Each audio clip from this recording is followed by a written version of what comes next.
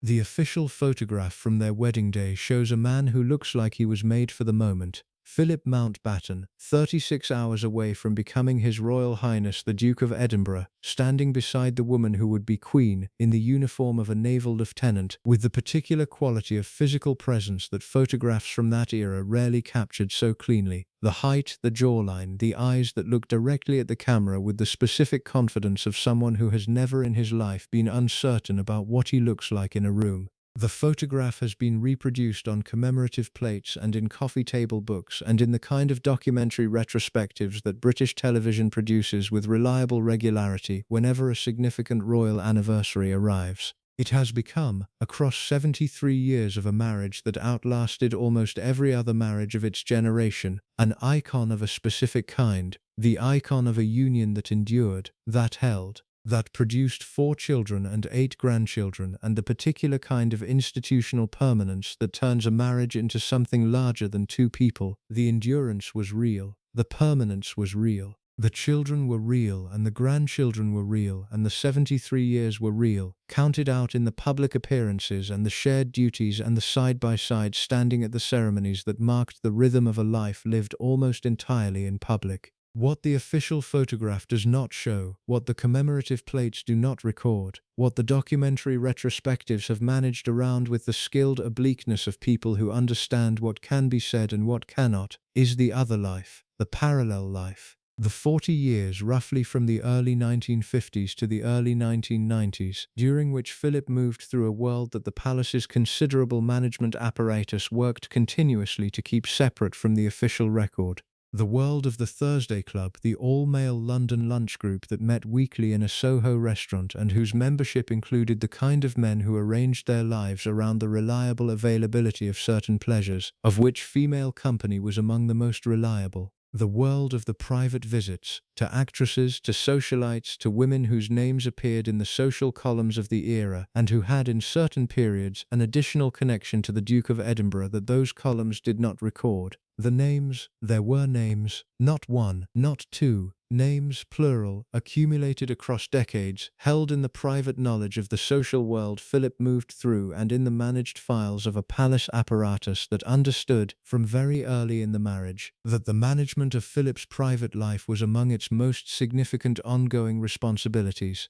Ellen Corday, Pat Kirkwood, Penny Romsey. These are the names that have achieved enough documented public existence to be attached to Philip's story in ways that the palace could not fully prevent. There are other names that have not achieved that level of documentation, names that remain in the private knowledge of people who are either dead or silent or both, held in the managed invisibility that the palace's management operation produced across 4 decades of sustained effort. If you're enjoying this story so far, don't forget to hit the like button and subscribe. Drop a comment telling me where in the world you're watching from. I love hearing from you. The palace buried those names with the efficiency of an institution that had been burying inconvenient information since long before Elizabeth II sat on the throne.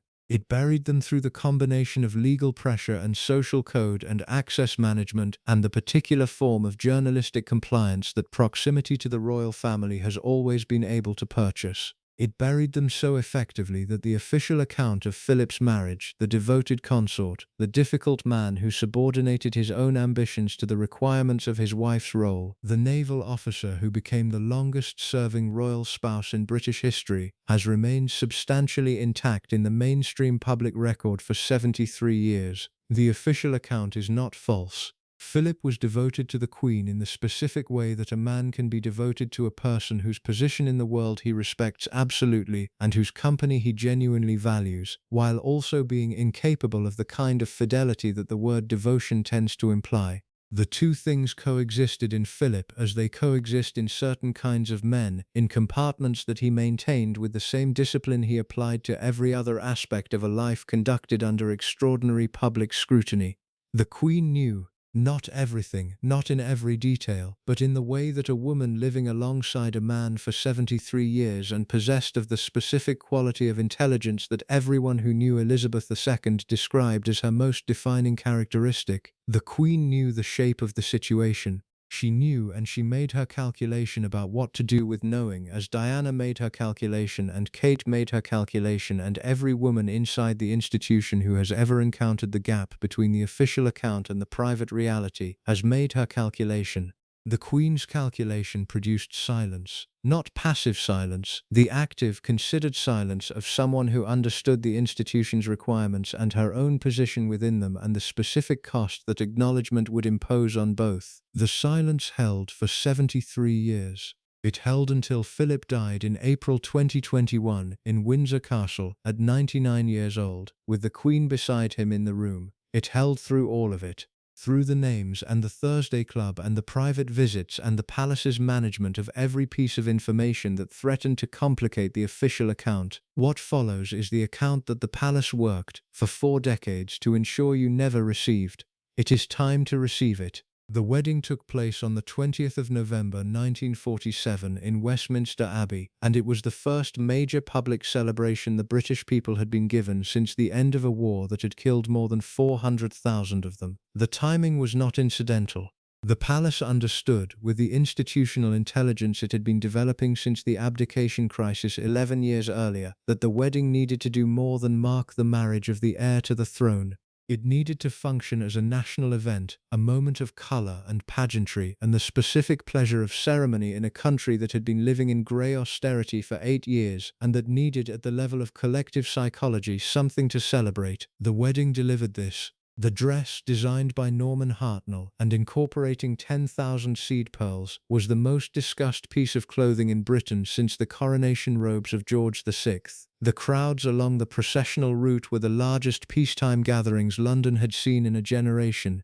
The BBC broadcast the ceremony on radio to an audience of 200 million people across the Commonwealth. The day had the quality of a held breath finally released, the sense of a country permitting itself for one morning to feel something uncomplicated and good. The palace had engineered this effect with considerable skill, and the engineering included something beyond the dress and the crowds and the broadcast. It included the management of who Philip was and what he represented, because Philip in November 1947 was not, without careful management, an uncomplicated figure. He was the son of Prince Andrew of Greece and Denmark, a man who had been court-martialed and exiled from Greece in 1922 in the aftermath of a military disaster for which he was partly held responsible. Philip's mother, Princess Alice of Battenberg, had suffered a severe mental breakdown in 1930 and had been institutionalized for several years, during which Philip was shipped between the households of various relatives in England and Germany and France, without a fixed home or a fixed sense of what his life was or where it belonged.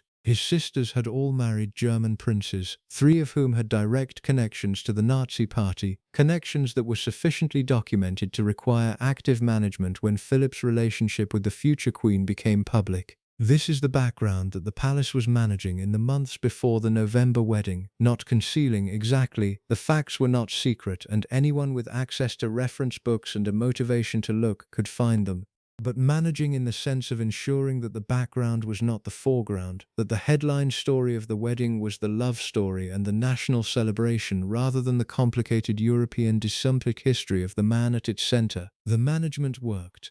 The press of the era was sufficiently cooperative, sufficiently aware of what its relationship with the palace required, and sufficiently convinced of the genuine national need for an uncomplicated celebration to receive the management without significant resistance. The wedding was reported as the palace needed it to be reported, and the public received it in the spirit the palace had calibrated it to produce. The marriage that began in Westminster Abbey on the 20th of November 1947 was therefore, from its very first public presentation, a managed object, not a fabrication. The people inside it were real, the feelings involved were real, the commitment being made was real in the sense that both parties understood what they were entering into and had chosen it. But a managed object in the sense that its public presentation was shaped by institutional requirements that were not identical to the private reality, and that the gap between the presentation and the reality was something the palace understood it would need to manage continuously for as long as the marriage continued. The gap was understood most clearly by the 2 people inside it. Elizabeth had known Philip since she was 13 and he was 18, when her father had brought the royal family to visit the Royal Naval College at Dartmouth, and Philip had been tasked with entertaining the young princesses while the adults conducted their official business. The meeting is the origin point of a story that has been told many times, in many forms, with varying degrees of romantic embellishment. The essential facts are that Elizabeth was immediately and deeply struck by Philip, his height, his confidence, his direct manner, the specific quality of someone who was entirely at ease in a room rather than performing ease, and that the impression formed in that first encounter proved durable in a way that adolescent impressions rarely are. Philip's feelings for Elizabeth are more difficult to assess from the available record, because Philip was not a man who expressed his interior life in terms that allowed for easy retrospective analysis. He was private in the way that certain kinds of men are private, not through active concealment, but through the simple absence of the verbal elaboration that feelings require to become part of a record. He married Elizabeth. He remained married to her for 73 years. Whether the marriage began as the great love story the palace needed it to be, or whether it began as the most advantageous match available to a man without a country or a fortune or a fixed position in the world, whether, in other words, the feelings were the primary driver or the institutional logic was the primary driver, and the feelings were genuine but secondary, is a question the record does not resolve cleanly. What the record does show is that Philip, in the years immediately preceding the engagement, was conducting himself in the manner of a young man who had not yet organized his private life around the assumption of a specific future. He was handsome and socially confident, and possessed of the specific appeal of someone who exists outside the conventional structures of class and expectation that the English social world imposes, a prince without a throne or a country, which made him simultaneously aristocratically connected and practically free in a way that very few men in his social world were. He used that freedom in the ways that young men with his combination of qualities and freedoms tend to use it. The specific use of the freedom before the engagement is the dimension of Philip's pre-marriage life that the palace managed most carefully. The women he had been involved with in the years before the relationship with Elizabeth became serious, the names, the nature of the involvements, the question of what those involvements represented about who Philip was and what he would and would not be capable of inside the specific constraints of the marriage the palace required him to enter, these were managed with the thoroughness that the palace applied to all information it considered potentially damaging. The management was sufficiently thorough that the specific names from this period are largely absent from the authoritative public record. What remains is inference, the knowledge of Philip's social world and the women who moved through it, the accounts of people who were present in his circle during those years and who have described in the carefully hedged terms of people who know the difference between what they can say and what they can prove, the general quality of a young man's life before duty claimed it. The duty arrived in the form of the engagement announcement in July 1947, and with it came the institutional management of Philip that would define the rest of his life. He was required to take British citizenship, renouncing his Greek and Danish titles. He was required to convert formally to the Church of England, setting aside the Greek Orthodox faith of his background. He was required to take the name Mountbatten after his maternal family, in preference to the Danish Schleswig-Holstein-Sonderburg-Glücksburg that his paternal heritage would have given him, and he was required, in the most fundamental and least publicly articulated of the requirements, to become the husband the palace needed him to be. The consort, the support, the man who walked 3 steps behind the woman who would be queen and who understood that his own preferences and inclinations and the full expression of who he was existed within that constraint rather than alongside it. Philip accepted all of it. Not without difficulty. The acceptance of the constraints was something he struggled with throughout his life, and the struggle expressed itself in the famous sharpness, the impatience, the occasional public rudeness that the sympathetic coverage attributed to an unfortunate manner, and the less sympathetic coverage attributed to something more deliberate. But he accepted it, because the alternative was to not have Elizabeth, and whatever the full complexity of his feelings, he had decided that having Elizabeth was worth the constraints the having required. What the palace had not fully calculated was the specific nature of the constraints cost for a man of Philip's temperament. The cost was not financial. It was not social, not in the sense of social standing which the marriage provided more abundantly than any alternative could have. The cost was existential, the cost of a man with significant energies and a significant personality and a significant appetite for life, subordinating all of those things to the requirements of a role that asked him to be in public primarily a support structure. Philip was not a man designed by nature or by formation to be a support structure. He was a man designed to be at the center, to command, to lead, to be the primary figure in any room he entered. The Royal Navy had given him that, briefly and genuinely. He had been a good naval officer by all available accounts, respected by the men under his command, effective in the specific demands of the service, fulfilled in the way that people are fulfilled when the role they occupy corresponds to the person they are. The marriage ended the naval career and replaced it with the consort role, and the replacement was something Philip never fully reconciled himself to, though he executed the role for 73 years with a professionalism that the palace consistently relied on. The tension between who Philip was and what the role required him to be is the context for everything that followed: the Thursday Club and the private visits and the names that the palace buried. None of these can be understood outside the context of a man who had agreed in November 1947 to a set of constraints that asked more of him than the palace had explicitly acknowledged they would ask, and who found, in the years that followed, the specific ways that a man with his temperament and his freedom of movement and his considerable personal appeal finds to exist outside the constraints without formally breaking them. The palace had needed the marriage to be perfect.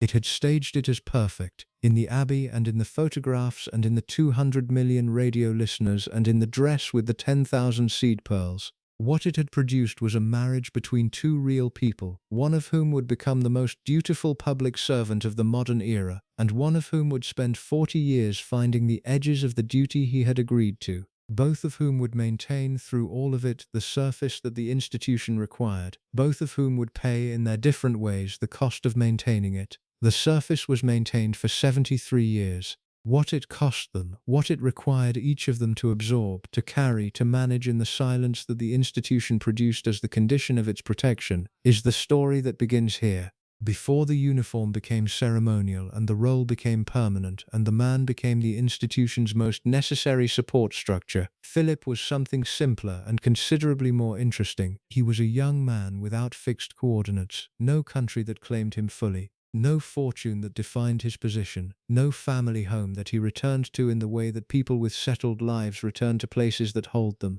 He had been born in Corfu in 1921 on a dining room table according to the family story, and had spent the first 18 months of his life in Greece, before the political catastrophe that sent his father into exile and scattered the family across the drawing rooms of European relatives who were willing to absorb various members of a displaced royal house on a rotating and not always enthusiastic basis. The displacement produced something in Philip that the later palace image, the controlled, disciplined, occasionally brusque consort, tends to obscure. It produced a man who was genuinely free in the way that only people without fixed belonging can be free. Not free in the romantic sense of someone who has chosen independence, free in the more complicated sense of someone for whom the structures that most people move through, the family home, the inherited social world, the expectation of a continuous identity located in a specific place, were simply absent. He had learned early and thoroughly to make himself at home wherever he was,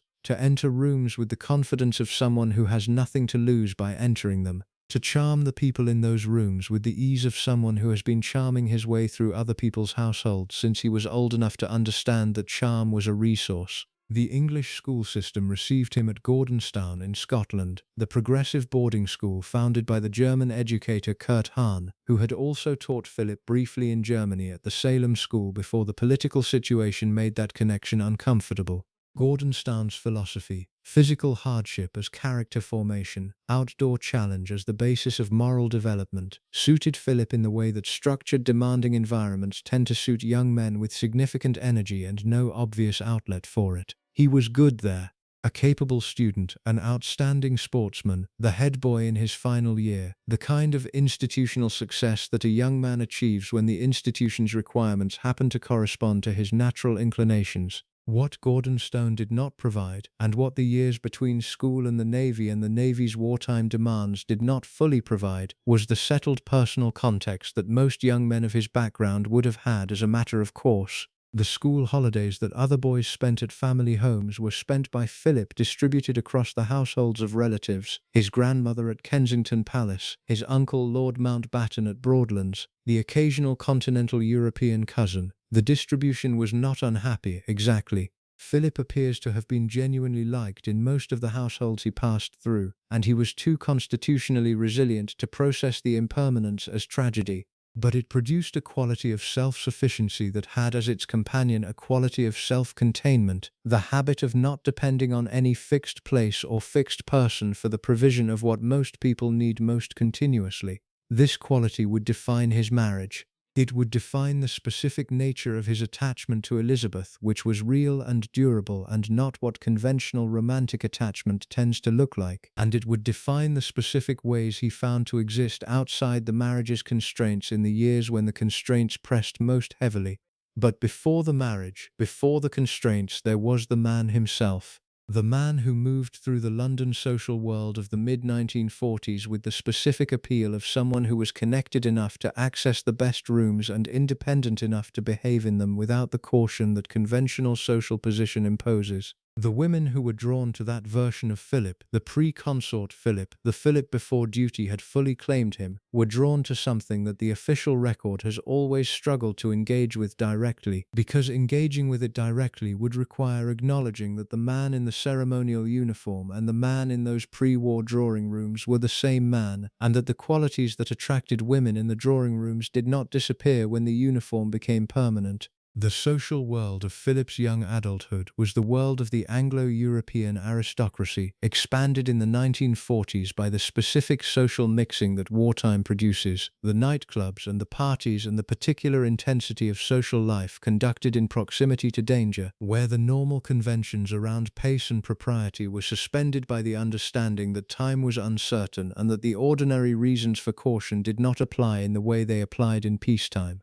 Philip moved through this world with freedom and with the specific enjoyment of someone who has the social credentials to be in the room and the personal independence to make the most of being there. The names of the women he encountered and engaged with during this period are, as has been noted, largely absent from the authoritative record. The palace's management of Philip's pre-marriage history was sufficiently thorough that the specific details exist primarily in the memories of people who were present and who have, with varying degrees of completeness, maintained the silence that the palace's social and legal management produced.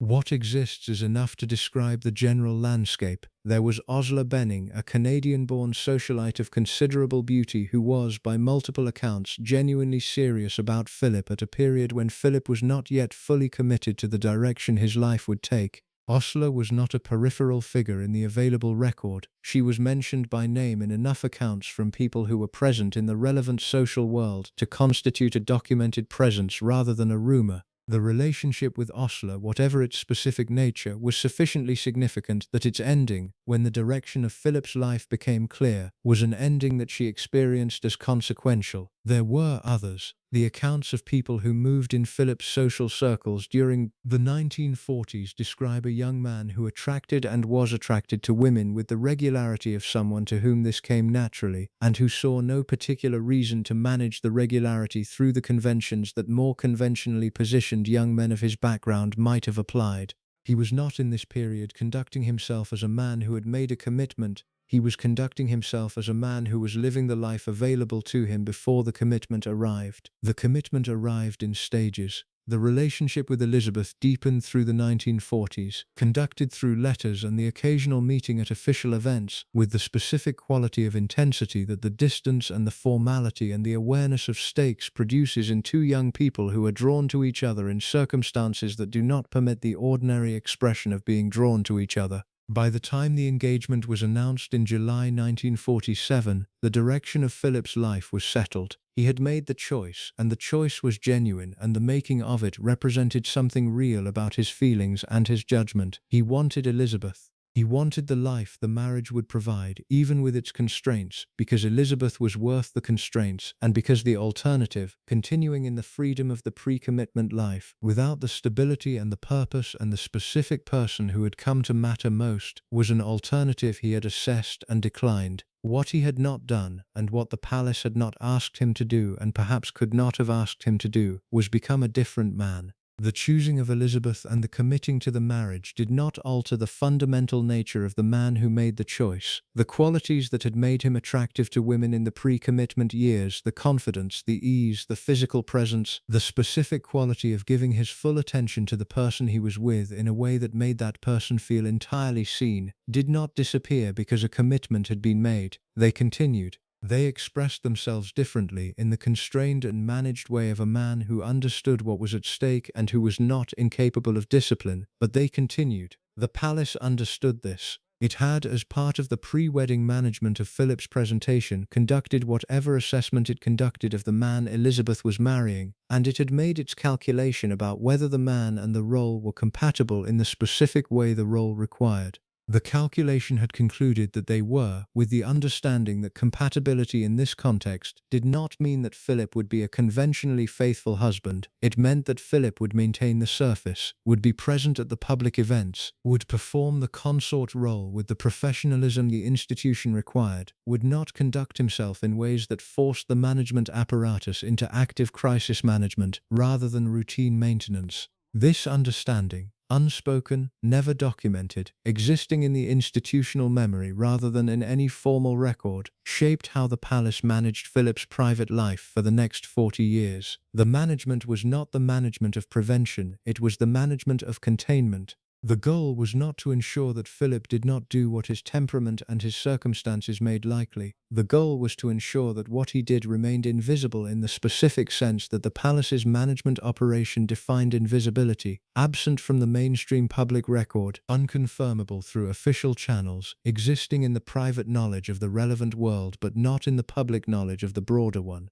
The management was deployed across 4 decades with the sustained, patient, resource-intensive attention of an institution that understood what it was managing and why, and what the consequences of management failure would be. The consequences would have been significant. Not for Philip's safety or freedom in any conventional sense. The consequences would have been for the marriage, specifically for the public version of the marriage that the institution required as the foundation of the monarchy's claim on public loyalty. A monarchy in which the king consort's infidelities were publicly documented was a different institution from the one the palace was managing toward. It was an institution with a compromised central image, and compromised central images are not easily repaired, as the subsequent histories of Charles and Diana and the management of William's Norfolk situation would confirm. So the management operated continuously across the reign from the early 1950s, when the patterns of Philip's private life became sufficiently established to require management, through the decades when the management became routine, through the 1990s when the landscape changed enough that the management required adjustment, to the final years when Philip's age and diminished public visibility made the management less demanding than it had been at the height of the concern.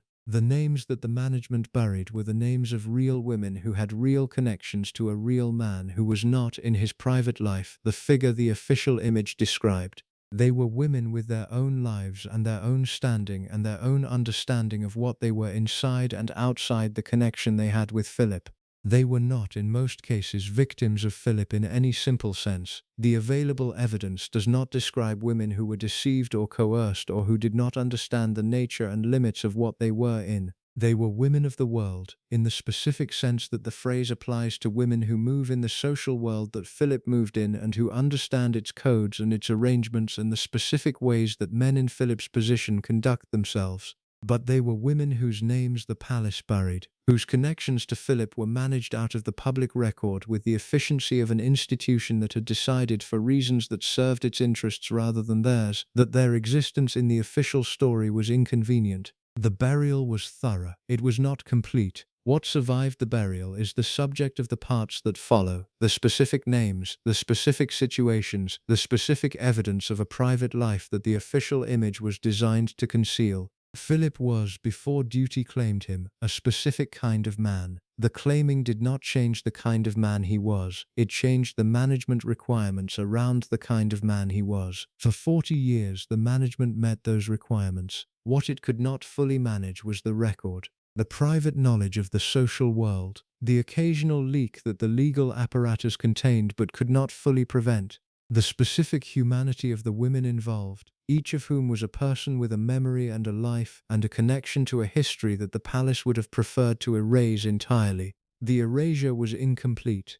That incompleteness is the beginning of the actual story, the one that exists beneath the official account, in the spaces where the management operations reach did not quite extend. The thing about Helene Corday that made her different from the other names in this story is that she was there before any of it began, before the Navy, before Elizabeth, before the engagement and the wedding and the Westminster Abbey and the 200 million radio listeners and the dress with the 10,000 seed pearls. Helene Corday, born Hélène Foufouni in Paris in 1917, knew Philip when he was a child without a country and she was a child without the complications that adulthood would bring to both of them. They had known each other's families. They had moved through the same displaced European world, the world of aristocratic families whose fixed points of reference had been removed by war and political upheaval and the specific instability of the interwar years, and they had known each other in the way that children know each other when their families know each other, not chosen, not assessed, simply present in each other's early lives as the background fact of a shared world.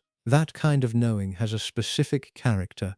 It predates the social performance that adult relationships require. It contains a record of who a person was before they became what they became, before the role and the image and the managed presentation. Helene knew Philip as Philip the child, before Philip became the Duke of Edinburgh and the Queen's husband and the carefully managed public figure whose private life the palace spent 4 decades containing. The childhood connection survived the displacements and the war and the very different directions their lives took in the decades that followed. Helene made a career for herself in England. She became a cabaret singer and nightclub hostess and television personality, one of the first female presenters on British television, a figure in the London social world of the 1950s with her own standing that was independent of her connection to Philip and that had been built through her own ability and her own charm and her own willingness to work in a world that was not always welcoming to women who had not arrived through conventional routes. The nightclub she ran, the Miroy Club in London, was a venue that Philip visited.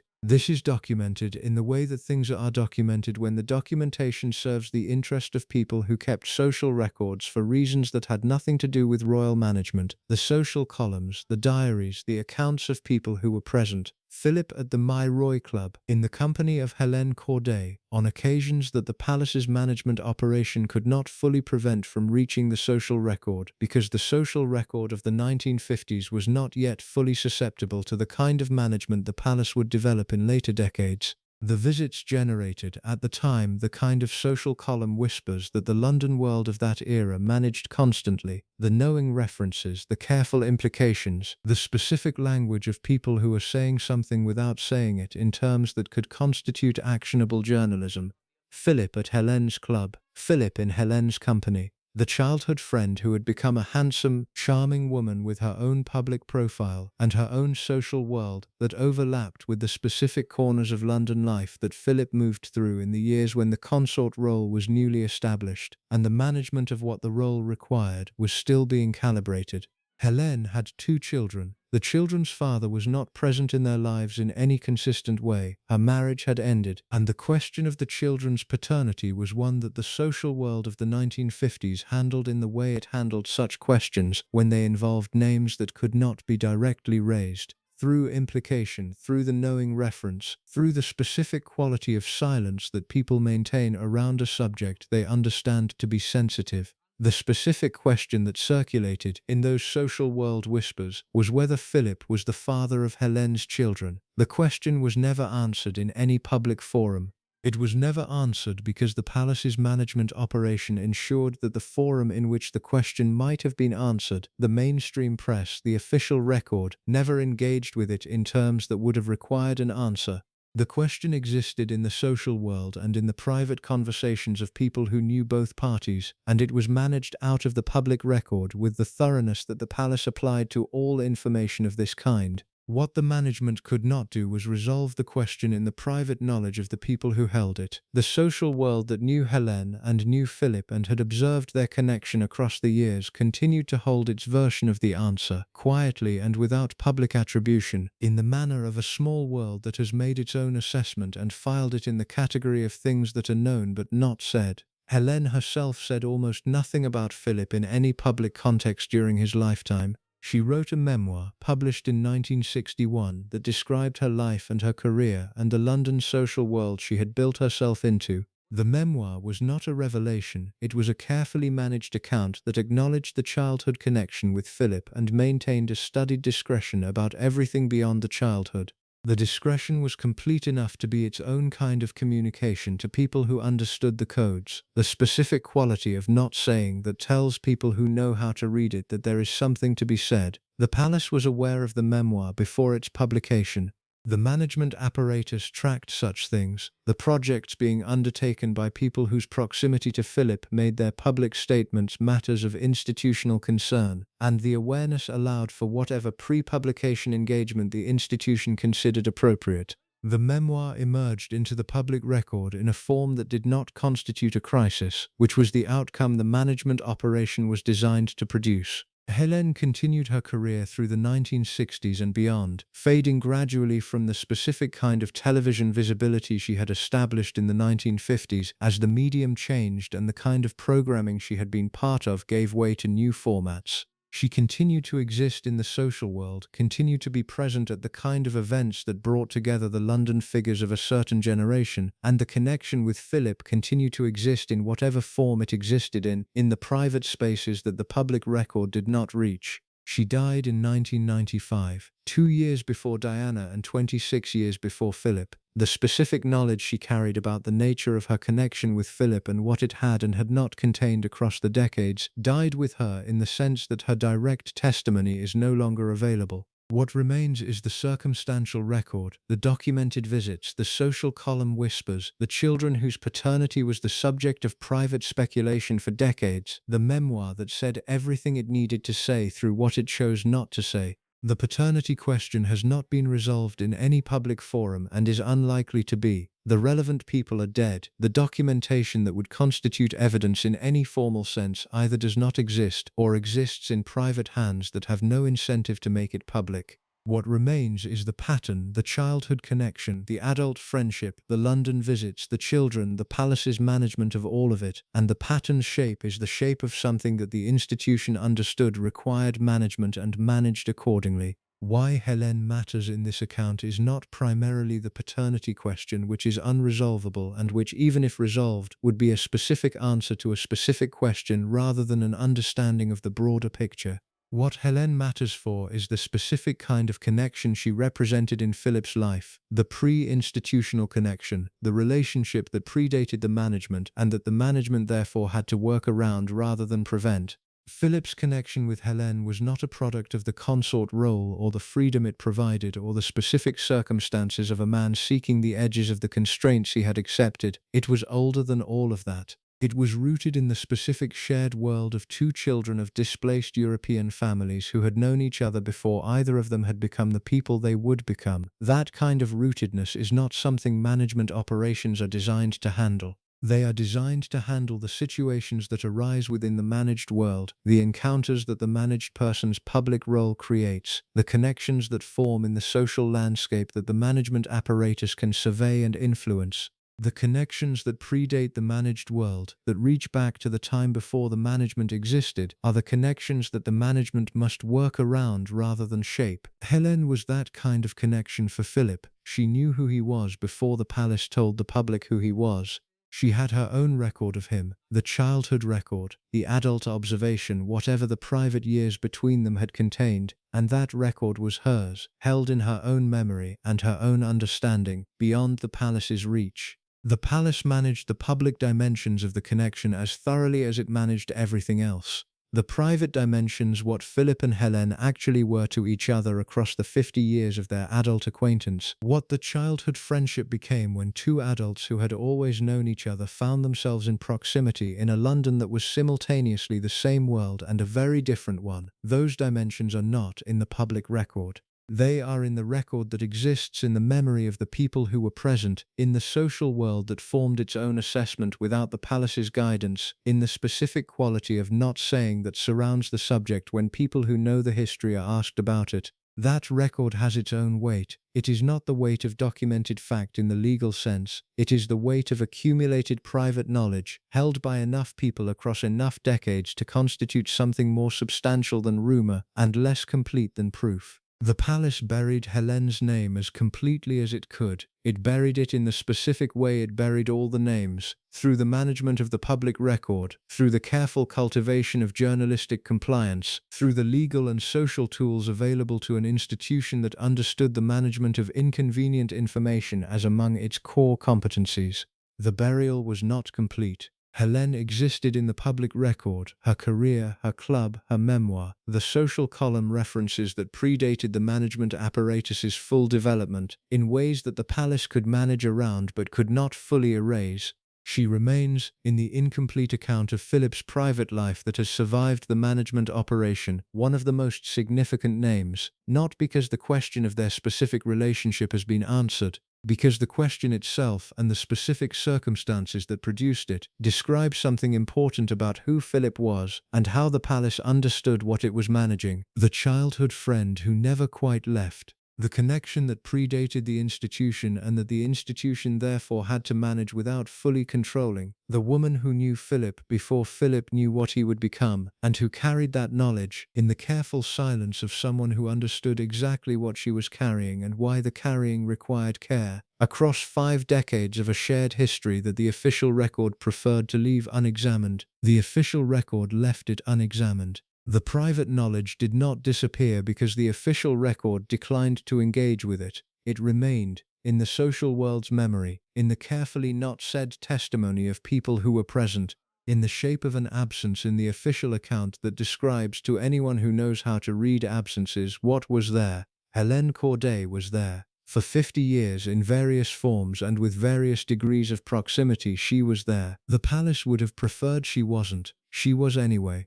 Pat Kirkwood was, by any honest assessment of the British theatrical world of the 1940s and 1950s, a genuine star. Not in the carefully managed, image-constructed way that the entertainment industry produces stars today, through the coordination of social media and strategic press placement and the deliberate cultivation of a public persona that is adjacent to but distinct from the actual person. Pat Kirkwood was a star in the older sense, the sense that applied when stardom was earned in the direct encounter between a performer and an audience night after night, in the physical space of a theater where the quality of what was happening on stage was immediately and unambiguously communicated by the response of the people watching.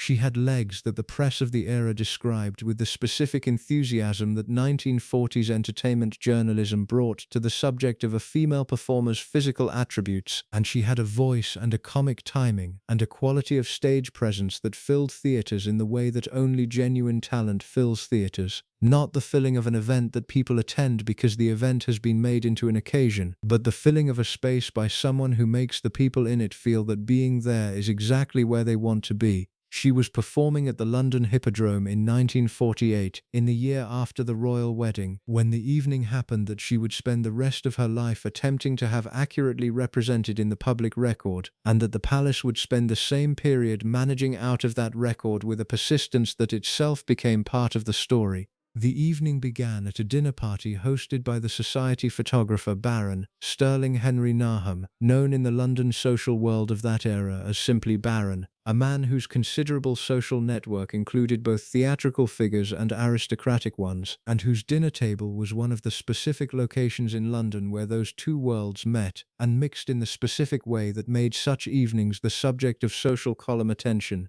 Philip was at the dinner. Pat Kirkwood was at the dinner. The group that assembled around Baron's table that evening included several other figures from the overlapping worlds of society and entertainment that Baron's hospitality regularly brought together, and the evening followed the trajectory of Baron's dinners, which were known to be good ones: the food, the wine, the company, the specific quality of animation that a skilled host produces by the deliberate combination of interesting people in a space designed for conversation. After the dinner, the group went to the Hippodrome to watch Pat perform. This is documented, not through palace sources, not through the official record, but through the accounts of people who were present and through Pat Kirkwood's own extensive later testimony on the subject, which she gave across several decades with the specific frustration of a woman who had watched a version of events be substituted for the truth in the public record, and who had found every available avenue for correction closed against her. After the performance, Philip went backstage. Again documented, again through multiple sources. The backstage visit is the kind of thing that happens when a member of the royal family attends a theatrical performance. The courtesy visit to the performers, the brief interaction in the dressing rooms or the backstage corridors, the handshake and the compliment and the managed public moment that the theatre world understands as part of the ritual of royal attendance. What happened after the backstage visit is where the documented public account and the private account, as Pat Kirkwood gave it across the remainder of her life, begin to diverge in ways that the palace's management apparatus was specifically deployed to manage. Pat's account, given in interviews and in the memoir she wrote and in the letters she wrote to journalists and newspaper editors across several decades of attempting to have the record corrected, was this. After the backstage visit, Philip and a small group that included Pat went to a nightclub, the Milroy Club, where they spent several hours. The evening was long and it was enjoyable, and it involved the specific quality of animated social interaction that a group of people in that London world at that period, at the end of an evening that had already included dinner and a theatre performance, would have produced. What Pat consistently denied in every account she gave across 50 years was that the evening had been anything beyond what she described. She denied that the connection with Philip was anything other than a social encounter between two people moving through the same social world on a particular evening. She denied the specific implication, the one that the social column whispers and the later biographical accounts and the public discussion of Philip's private life attached to the evening, that she and Philip had been involved in any way that extended beyond the social. She denied it consistently, and she denied it with the specific heat of someone who feels that an inaccurate account of their life has been substituted for the true one, and who finds the substitution not merely incorrect but damaging. The specific damage, as Pat described it, was to her subsequent career and to her 2 marriages. She believed, and said repeatedly, that the association of her name with Philip, the implication that she had been the kind of woman who became involved with a married member of the royal family, had followed her in ways that the entertainment industry of the 1950s and 1960s found difficult to ignore, and that the ignoring had cost her professionally in ways she resented for the rest of her life. The palace's management of the Pat Kirkwood situation was, by the standards of its management of other names in this account, relatively straightforward. The approach was the standard one: neither confirm nor deny, manage the information environment to prevent the story from reaching the mainstream press in any form that required official engagement, rely on the social code of the world in which the encounter had occurred to provide the discretion that the legal apparatus could not fully enforce. The management was largely successful in the mainstream press sense. The specific evening, the dinner with Baron, the Hippodrome, the Milroy Club, Philip and Pat Kirkwood in the same social space on the same evening, none of this was suppressed completely, because the social world of the time was too interconnected and the evening too publicly visible in its initial dimensions to be made to disappear. What was managed was the interpretation, ensuring that the evening remained in the social column record as an unremarkable instance of the Duke of Edinburgh moving through the London social world, rather than as the specific event that Pat Kirkwood's later accounts suggested it had been. What the management could not control, and what became one of the more persistent frustrations of the palace's handling of the Pat Kirkwood situation, was Pat herself. Pat Kirkwood was not a woman who accepted the substitution of an inaccurate account for the true one with equanimity. She was not a woman who had been formed by the specific social code that the aristocratic world applies to the management of its inconvenient histories, the code that prizes discretion above accuracy, that accepts the managed version as the price of continued belonging, that understands silence as the condition of the world's protection. She was a woman from a different world, the world of the theatre, which has its own codes, but which does not share the aristocratic world's specific comfort with the managed suppression of the private truth. She wrote letters. She gave interviews. She contacted editors and journalists and biographers and anyone who was writing about Philip's private life and including her name in the account, and she insisted on the accuracy of her version of events and on the inaccuracy of the implication that had attached itself to her name.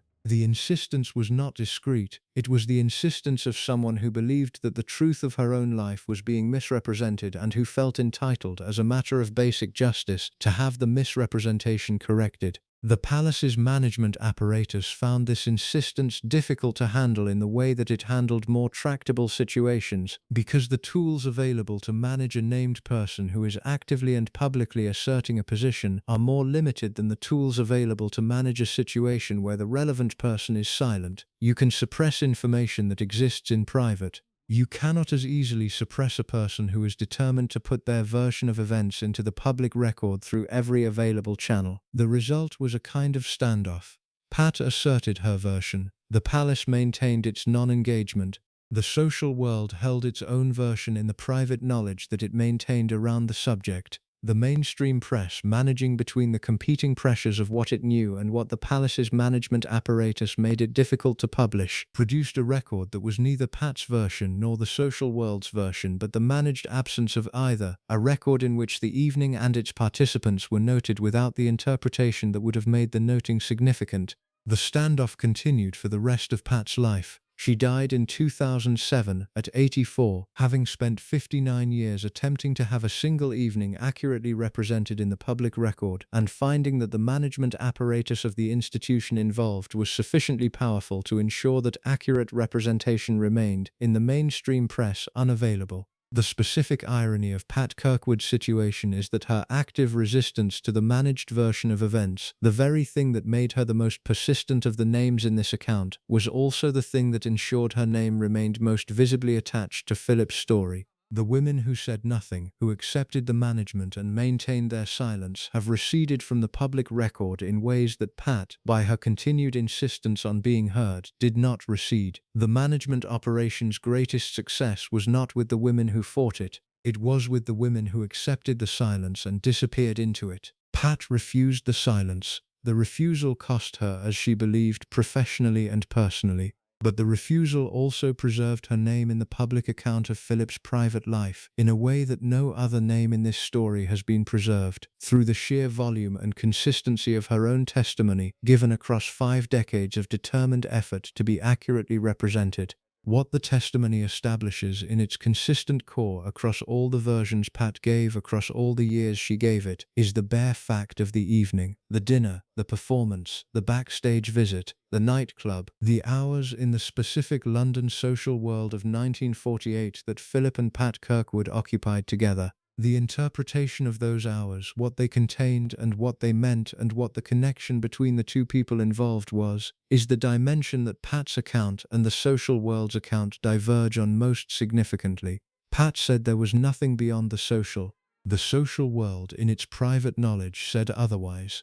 The palace managed both accounts with the efficiency that is its institutional speciality, producing a mainstream public record in which neither account was fully present and in which the evening existed as a documented fact without the interpretation that would have given the documentation its significance. The significance exists anyway. Not in the mainstream record, which is the managed version, in the private knowledge of the people who were present and who have, across the decades, added their accounts to the picture. In Pat's own testimony, which, even in its consistent denial of the specific implication, describes an evening whose existence was significant enough to be the subject of 59 years of active management by one of the most powerful institutional communications operations in the modern world. Institutions do not deploy 59 years of management resource against evenings that contain nothing. The evening contained something. What it contained, specifically, precisely, in the terms that would satisfy the standard of evidence that a formal proceeding would apply, is not in the public record and is not recoverable from the available sources. Pat's denial, the social world's private account, the palace's management of both. These are the layers, and the truth of what the evening was lies beneath them in a place that the management operation across more than half a century of sustained effort ensured remained inaccessible. What is accessible is the pattern. The dinner with Baron, the backstage visit, the Milroy Club, the 59 years of managed information environment. The woman who spent the rest of her life insisting on an accurate account of a single evening and finding every avenue for that account blocked by an institution with considerably more resources than she possessed. That pattern describes something, not the specific content of what the evening was. The institutional understanding of what the evening had been, the understanding that produced the 59 years of management, the assessment that the evening was something that required management rather than something that could be left to manage itself. Institutions that manage information about things that contain nothing do not exist. The palace exists. It managed this for 59 years. The conclusion available from that fact is the conclusion that the management operation was designed to prevent people from reaching. Pat Kirkwood understood this. She said so repeatedly across 5 decades of insistence that her version of the evening was the accurate one. Whether her version was accurate is a question the available record cannot fully answer. That the evening was significant enough to require the palace's sustained management is a question the available record answers completely. The management was sustained, the significance was real, the name was buried as thoroughly as the institution could manage. It was not buried completely. Pat Kirkwood made sure of that. Every man who lives inside significant constraint builds, if he is the kind of man who requires it, a world outside the constraint. The world outside the constraint is not always what the people managing the constraint fear most. Sometimes it is simply a space, a room, a lunch table, a regular gathering of people who are not the institution and who do not require the performance the institution demands. A place where the managed self can be set down for a few hours and the unmanaged self can exist without the continuous effort that management requires. The Thursday Club was that kind of space for Philip. It was also, by the accounts of people who were present in it, considerably more than that. The club met weekly, on Thursdays, at Wheeler's restaurant in Old Compton Street in Soho, a seafood restaurant that has existed in various forms since 1929, and that in the 1950s was a particular kind of London institution, the kind that attracted the specific intersection of bohemian creativity and social connection that Soho in its mid-century form made available. Wheeler's had the quality of a place that knew what it was, not pretending to be finer than it was, not trying to be anything other than the reliable, good, unpretentious restaurant that regular customers came back to because the food was good and the atmosphere was right, and the particular chemistry of the people who gathered there on a weekly basis produced an environment that was difficult to replicate elsewhere. The membership of the Thursday Club was a specific social assembly that reflected both Philip's range of connections and his instinct for the kind of company he found genuinely stimulating. The artist and photographer Baron, who had hosted the dinner that brought Philip and Pat Kirkwood into the same room, was a central figure. David Milford Haven, Philip's cousin and one of his oldest friends, was a regular presence. The actor James Robertson Justice, whose physical scale and social confidence made him a significant presence in any gathering he joined. The writer Arthur Koestler, various journalists and painters and theatrical figures and the occasional titled figure who had found his way into the specific world that the Thursday Club assembled. The combination was not accidental. Philip had cultivated, throughout his adult life, a social world that existed at some distance from the formal aristocratic and royal circles that his institutional role placed him within. The Thursday Club was the most regular and the most deliberately maintained expression of that cultivation, a weekly gathering of people who were interesting in the sense that Philip found interesting, which was not the same as the sense in which the court world used the word. What happened at the Thursday Club was, at its most basic, a lunch. The members gathered around the table at Wheeler's. They ate the seafood that was Wheeler's speciality. They drank adequately, and they talked in the specific way that a group of men with strong personalities and wide-ranging minds and no particular need to impress each other talks when it has been doing so long enough that the social rituals have been superseded by the actual pleasure of the company. The talk ranged. The specific content of the conversations at the Thursday Club is documented only in fragments, the occasional reference in the memoirs of members, the accounts of people who were occasionally present as guests, the general description of an atmosphere that was informed, engaged, irreverent in the specific way of people who have enough social security to be irreverent about the things that less secure people treat with the seriousness of people who need them to be serious. Philip at the Thursday Club was, by all accounts that describe him there, a different person from Philip in the palace. Not a secret person. The sharpness and the directness and the quality of engagement that characterized him publicly were present at Wheeler's too, but more relaxed, more fully himself, in the sense that the self he brought to Wheeler's did not require the management that the self he brought to public engagements required. He laughed more easily, he argued more freely, he occupied the room in the manner of someone who is where he wants to be rather than where the schedule requires him to be. The Thursday Club was all male. This was not incidental. The specific social world of the Thursday Club, the post-war, London bohemian, mid-century masculine world of Wheelers and Soho, and the particular intersection of art and journalism and theatrical life that the club's membership represented, was a world with its own understanding of how men and women occupied the same social space, and that understanding was not the understanding that the court world applied, or the understanding that the post-1960s social revolution would produce. The all-male lunch was the official form of the Thursday Club. What happened around the Thursday Club, the evenings that extended from the lunch, the social connections that the lunch generated and maintained, the wider world of which the lunch was the most regular and most institutionalized expression, was not all male. The women who were part of the world that the Thursday Club represented were not at the Wheelers' table. They were at the parties and the private dinners and the nightclubs and the other social spaces that the Thursday Club's members moved through in the hours and days that surrounded the weekly lunch. They were the wives and the girlfriends and the women who belonged to the specific social world that the club's members inhabited, and they were also something else, the women who belonged to that world in the specific way that certain women belonged to the social world of powerful men in that era, in arrangements that were understood and maintained and not discussed in the terms that would have made them fully visible. Philip was the most significant figure at the Thursday Club in the specific sense that his presence gave the club a quality of proximity to power that other memberships could not have provided. The men who gathered at Wheeler's were interesting and talented and socially connected, but Philip was the Duke of Edinburgh, the husband of the Queen, the person whose presence in any gathering changed its character by virtue of who he was and what he represented. The people around Philip at the Thursday Club understood this. They understood the specific responsibilities that proximity to Philip imposed, the discretion, the management of what was seen and what was said about what was seen, the maintenance of the silence that the social code required, and that Philip's presence made more rather than less important. The men of the Thursday Club were, in this sense, an informal extension of the management apparatus, not through any formal arrangement but through the organic operation of a social world that understood its own interests. The women who moved through the world that the Thursday Club represented understood this too. They understood the specific architecture of what they were part of, the limits of what was public and what was private, the specific way that the connection with Philip existed in the unacknowledged space between the two. They were not naive about the arrangement.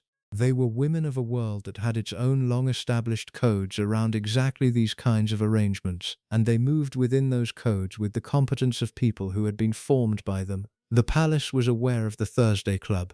It was impossible for the palace not to be aware of it. Philip attended it weekly for years, and the management of Philip's public life required awareness of the contexts in which he was moving and the people with whom he was moving through them. The awareness did not produce intervention. The Thursday Club was not a scandal in any form that the palace was required to manage in the crisis management sense. It was simply a dimension of Philip's private life that the palace monitored and maintained its standard management approach toward: ensure that what needed to stay private stayed private, ensure that the mainstream press did not develop the Thursday Club into a story that required official engagement. The maintenance worked for years in the way that these kinds of maintenance operations work when the people involved understand the stakes and when the social code that governs the relevant world is sufficiently robust to contain the information that the management operation needs contained. What the Thursday Club was, in the broader context of Philip's private life, was the most institutionalized expression of a world that Philip had built and maintained outside the palace.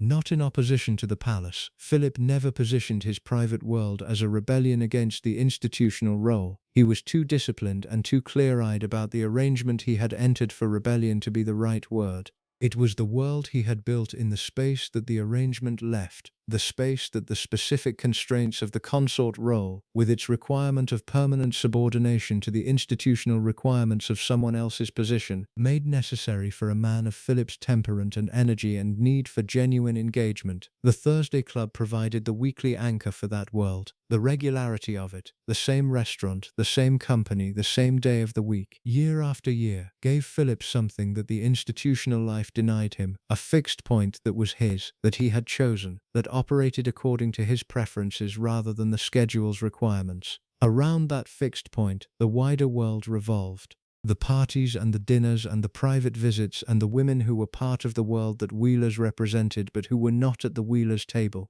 The network of connections that the Thursday Club maintained and extended into the broader social landscape of the people Philip found genuinely interesting. The management of that wider world is the subject of subsequent parts of this account. What the Thursday Club itself represents in the architecture of Philip's private life is the space he built and maintained as the condition of living inside the constraints he had accepted. Every man who accepts significant constraint and who has the energy and the intelligence and the social resources to build a world outside it, builds it. Philip built it with the specific skill of someone who understood the constraint clearly and who had thought carefully about what the space outside it could and could not contain. The Thursday Club was the most visible part of the building. The rest of it was less visible by design. The management apparatus ensured that the less visible parts remained less visible for decades, with the sustained attention of an institution that understood what it was managing and what the consequences of management failure would be. The consequences would have been the exposure of a gap between the official image and the private reality that was, in its specific dimensions, among the most significant gaps the palace had been managing since the reign began. The gap existed from the beginning. The Thursday Club was where it was most regularly and most deliberately maintained. The management worked around the club. It worked around the world the club represented. It worked for 40 years with the patience and the resources and the institutional intelligence of an apparatus that had been built for exactly this kind of sustained, quiet, unglamorous management of a permanent situation. For 40 years the management held what it held in place, the names, the connections, the specific private world that the Thursday Club anchored, is the substance of what follows. The anchor point was a table at Wheeler's in Old Compton Street on Thursdays week after week for the better part of a decade. Around the anchor, the world turned. The palace managed the turning. The names stayed buried for 40 years.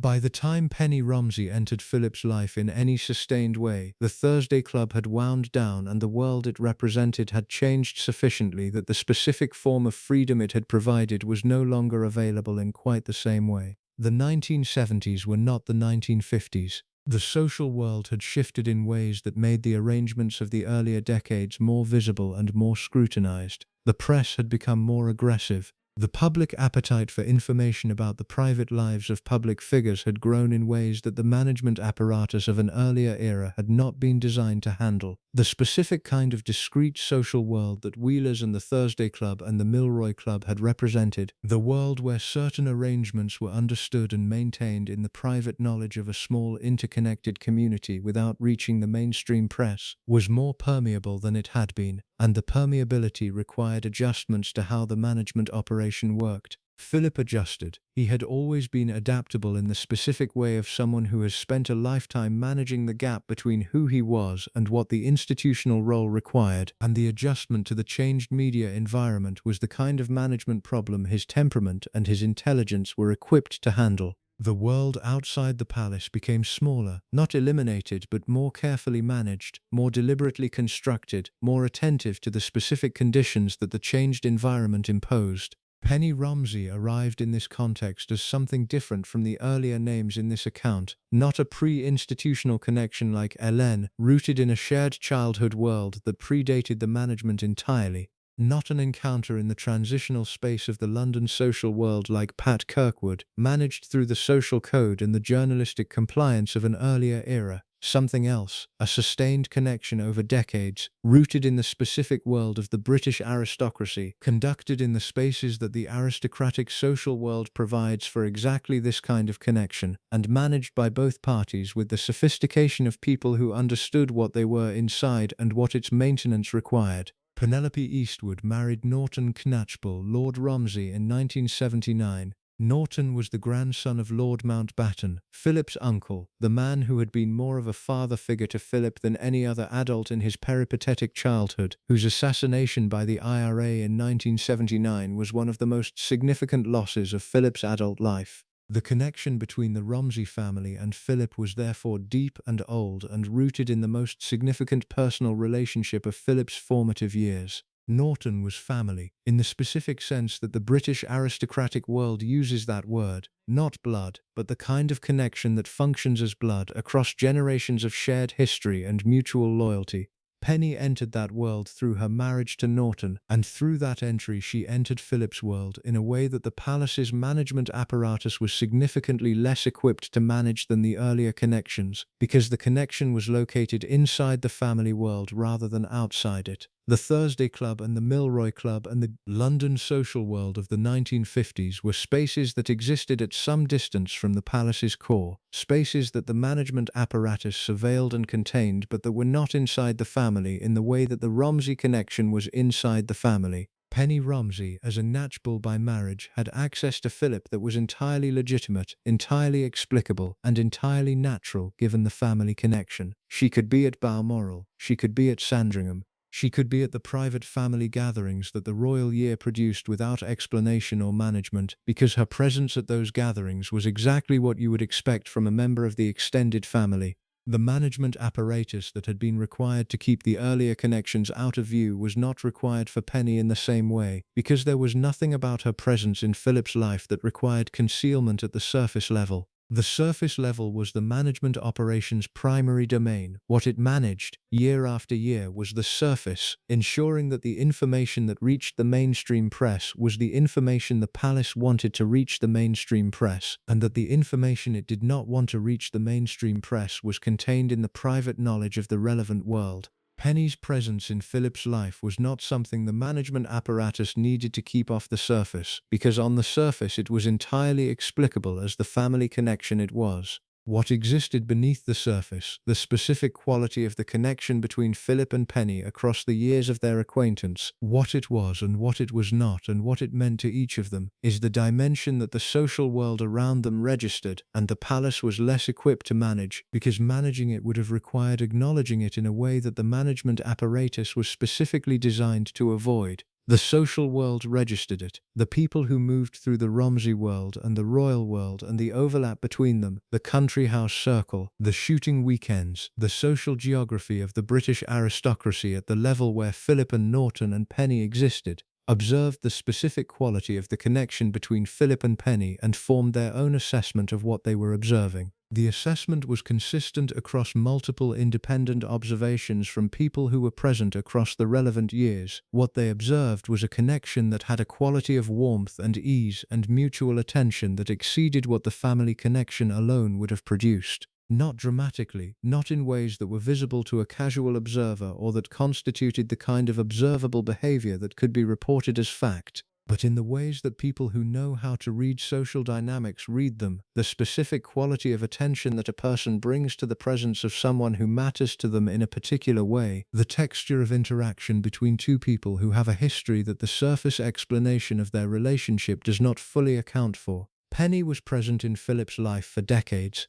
The specific years during which the connection was most significant and the specific form it took across those years are not in the public record in any direct sense. What is in the public record is the pattern, the sustained proximity, the regular presence, the quality of connection that observers noted and that the palace's management apparatus was sufficiently concerned about to deploy the standard management approach toward. The standard management approach in the case of a connection that was located inside the family world rather than outside it was necessarily different from the approaches deployed in the earlier cases.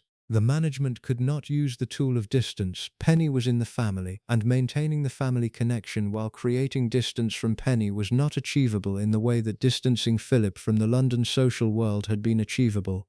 The management could not use the tool of social code enforcement. Penny was inside the social code, the aristocratic code, in ways that meant the code's enforcement operated for her protection rather than against her silence. What the management could use was the tool that it applied to all the situations where the other tools were insufficient: the management of the information environment in ways that ensured the mainstream press did not develop the connection into a story that required official engagement. The tool worked in the operational sense. The connection between Philip and Penny did not reach the mainstream British press in any form that required the palace to issue a statement or deploy its legal apparatus or engage in the kind of direct management intervention that the Pat Kirkwood situation had required. The connection existed in the private knowledge of the relevant social world and in the occasional oblique reference in the journalism that operated at the edges of the official information environment, and it did not break through to the mainstream record in any sustained way during Philip's lifetime.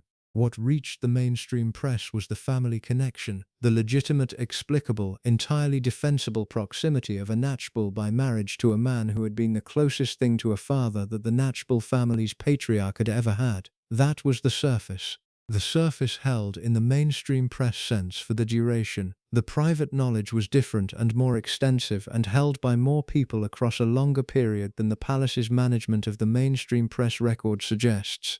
Penny herself has said nothing publicly about the nature of her connection with Philip beyond what the family relationship requires. She is a private person in the way that certain aristocratic women are private, not reclusive, not absent from the social world, but possessed of the specific quality of discretion that the social world she inhabits prizes above almost everything, and that she has maintained across decades of a situation that would have provided many opportunities for less discreet behavior. The discretion is its own kind of communication to people who know how to read it. The specific silence that Penny maintains around the subject of her connection with Philip, the specific areas of her public and semi-public communication that she declines to enter, the specific questions that she deflects rather than engages, describes the outline of something that the silence is protecting in the way that all managed silences describe the outline of what they are managing. If you're hooked on this story, make sure to subscribe and turn on notifications so you never miss an upload. Your support means everything and helps me bring you more emotional stories like this one. What the available record can answer is that the connection was real, that it lasted, that it was observed and understood by the social world around it, and that the palace deployed its management apparatus against it with the sustained commitment it reserved for situations it considered significant. Significant is the word, not scandalous in the tabloid sense, not the material of crisis management. Significant in the institutional sense, consequential enough to require the palace's continuous attention, durable enough to resist the management tools that had contained earlier situations, located inside the family world in ways that made the standard management approaches insufficient and required the development of more sophisticated containment. The containment held, the surface held, the official record holds the family connection and not the private one. The private one was real. It lasted. It mattered. The palace knew it mattered. That knowledge is in the management record, even when the thing being managed is not. There is a version of the Queen that the institution produced and the public received, and that has, across the 70 years of the reign and the years since her death in September 2022, become the dominant version, the one that appears in the retrospectives and the commemorations and the kind of documentary that British television makes with reliable solemnity whenever the subject warrants it. The dominant version is of a woman defined by duty, by the specific quality of selfless, continuous, unwavering service to an institution and a country that she had committed herself to at 25, and that she served without visible complaint or visible deviation until the last weeks of her life. The duty is real. No honest assessment of Elizabeth II's reign denies it. The commitment was genuine and the service was consistent, and the quality of professionalism she brought to a role that no training program could fully prepare anyone for was by any reasonable standard extraordinary. But duty is not the whole person. The duty was the public dimension of a woman who also had a private life, a private experience of a marriage and a family, and the specific daily reality of living alongside a man whose private life was not what the official image described. The public version of the Queen rarely engages with the private dimension. The institution that produced the public version had every reason to manage the private dimension carefully, and it did. What the Queen knew about Philip is not in any formal sense documentable. She did not write about it. She did not give interviews about it. She did not, in any public or semi-public context, discuss the private reality of her marriage in the terms that would have made her knowledge explicit in the record. The silence she maintained on the subject of Philip's private life was among the most complete silences in this entire account, more complete than Helene's silence, which was enforced by her own assessment of what discretion required. More complete than Pat Kirkwood's silence, which was not a silence at all but a sustained active resistance to the managed version. More complete, arguably, than Penny's silence, which is maintained by a person still alive and still making daily decisions about what to hold. The Queen's silence was the silence of someone who had decided early and comprehensively that the private reality of her marriage was not something that would exist in any form that the institution could not control. It was the silence of someone who understood the institution's requirements at the deepest possible level, having been formed by those requirements since childhood, and who had absorbed those requirements so completely that the silence was not experienced as a performance of duty but as an expression of who she was. She knew the certainty of that is available from the circumstances alone, without requiring any specific documented testimony. A woman of Elizabeth's intelligence, and the people who knew her across the decades of the reign consistently described intelligence as her most significant characteristic, the quality that most defined her engagement with everything she encountered, living alongside Philip for 73 years, possessed of the institutional awareness and the social intelligence that the role required, and that she developed to a degree of sophistication that few people in any position have matched. That woman knew the shape of her husband's private life. Not necessarily in every detail, not with the specific documentary knowledge of a private investigator or the direct experiential knowledge of someone who had encountered specific evidence in the way Diana encountered the phone call, but in the way that a woman of her intelligence and perceptiveness, living alongside a man for 73 years, in the specific close proximity of a shared institutional life that brought them together in private and public contexts across every decade of their marriage, knew. The knowing, in Elizabeth's case, appears to have arrived at a very early point in the marriage and to have been processed, in the characteristic manner that her character and her formation made available to her, through a specific kind of integration rather than a specific kind of confrontation. Integration is the right word. Not acceptance in the sense of endorsement. The Queen was a woman of conventional personal morality, shaped by the Church of England faith that was not merely institutional but genuinely held, and the conventional morality did not approve of what the integration was required to absorb. Not resignation in the sense of defeat. She was not a woman who experienced the constraints of her situation as defeat. Integration in the sense of absorbing something real into the fabric of a life and continuing to live that life with full commitment to its other dimensions. The other dimensions were substantial: the work, the constitutional role, the Commonwealth, the family. The specific pleasures of a private life that was richer than the public image suggested, the horses which were a genuine passion, the dogs, the country life at Balmoral and Sandringham and Windsor that she found genuinely restorative in a way that the London life never quite managed to be. She had a full life. The fullness of it was not negated by what the marriage contained beyond its official dimensions, but the fullness required the integration of those contents rather than the confrontation that would have disrupted the fullness.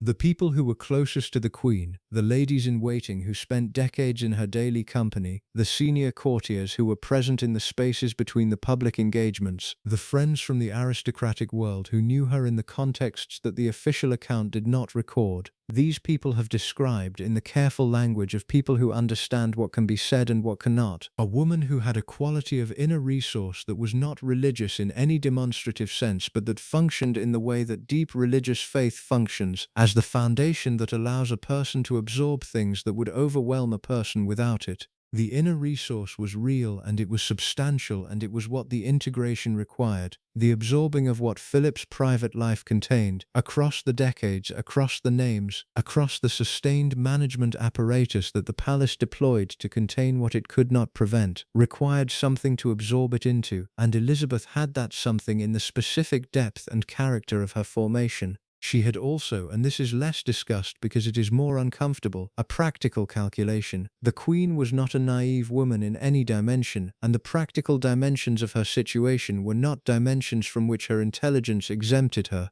She understood what confronting Philip's private life publicly would mean for the institution. She understood it not abstractly as an institutional principle, but concretely as a woman who had watched the effect of the Wales marriage's implosion on the monarchy's approval ratings, and who had understood, from that watching, the specific cost to the institution of the private reality becoming the public one. She had also watched Diana carry what she carried and then break the silence in the way she broke it, and had watched what happened to Diana as a consequence of the breaking, the loss of the title, the loss of the institutional protection, the specific vulnerability of someone who has stepped outside the institution's management and found that the institution's management was the primary thing protecting them from the full weight of public exposure. Elizabeth had no desire to be Diana. Not because she lacked Diana's courage. The qualities were simply different, and courage in Elizabeth expressed itself differently than it expressed itself in Diana, but because the lesson of Diana's experience for the Queen was not the lesson that Diana intended it to be. Diana intended the lesson to be about the institution's failure to protect the people inside it. The Queen received it at some level as a lesson about the cost of stepping outside the institution's management, a cost that she was not willing to pay for the specific form of truth-telling that the stepping outside would have required. The integration continued. The management continued alongside it, serving the Queen's purposes as much as the institution's purposes, because what the management produced, the public version of a marriage that endured, the image of two people who had committed to each other and continued to do so across 73 years, was not entirely false in ways that the Queen found intolerable. The marriage had endured. Whatever Philip's private life had contained, whatever the management apparatus had been required to manage across 4 decades, Philip had remained. He had been present. He had performed the consort role with the professionalism the institution required and with something beyond professionalism, a genuine investment in Elizabeth's success, a genuine respect for what she was doing and what it required, a genuine partnership in the specific sense of two people who understood each other's requirements well enough to support them effectively even when the support operated across a significant private distance. The Queen valued that. She valued it in the way that she valued things generally, not demonstratively, not in the public expressions of emotion that the post-Diana public expected from senior royals, but in the quiet, consistent, concrete way of someone for whom value is demonstrated through continued investment rather than verbal expression. The continued investment was visible to people who observed them together in private settings. The ladies-in-waiting described the specific quality of ease that the Queen and Philip had in each other's company, the ease of two people who have been together long enough that the presence of the other person is simply part of the texture of daily life, unremarkable in the way that things are unremarkable when they have always been there and when their absence would be the thing that registered. The ease coexisted with the private knowledge. The Queen's private knowledge of what Philip's life contained, and Philip's private knowledge that the Queen held that knowledge, and the mutual understanding between two people of significant intelligence that the holding of the knowledge and the maintenance of the surface was the arrangement they had both in their different ways committed to. The arrangement was not spoken. It did not need to be spoken. It existed in the specific quality of understanding between two people who had been together long enough and who were intelligent enough that the things that mattered most between them did not require language to be present. What the Queen felt about what Philip's private life had contained is not accessible from the public record. The inner life of Elizabeth II is the most carefully managed inner life in the modern royal history, not because she was shallow, but because she understood the institutional requirement of impenetrability at the level of depth that only someone formed entirely inside the institution could understand it. She gave nothing away not because she had nothing to give, but because giving things away was not what the role permitted and was not what her character, formed by the role from childhood, inclined her toward. The feelings were there. The intelligence that received the knowledge of Philip's private life and processed it across 7 decades was not a cold intelligence. The people who knew the Queen in private described someone whose emotional range was fuller than the public impression of composed containment suggests, someone who laughed genuinely and felt loss genuinely and brought to the people she cared about a quality of warmth that the public persona did not always convey. What she did with the feelings was what she did with everything that the role did not permit her to express publicly. She integrated them, put them in the interior space where she kept the things that were hers rather than the institution's, and continued with the life the role required.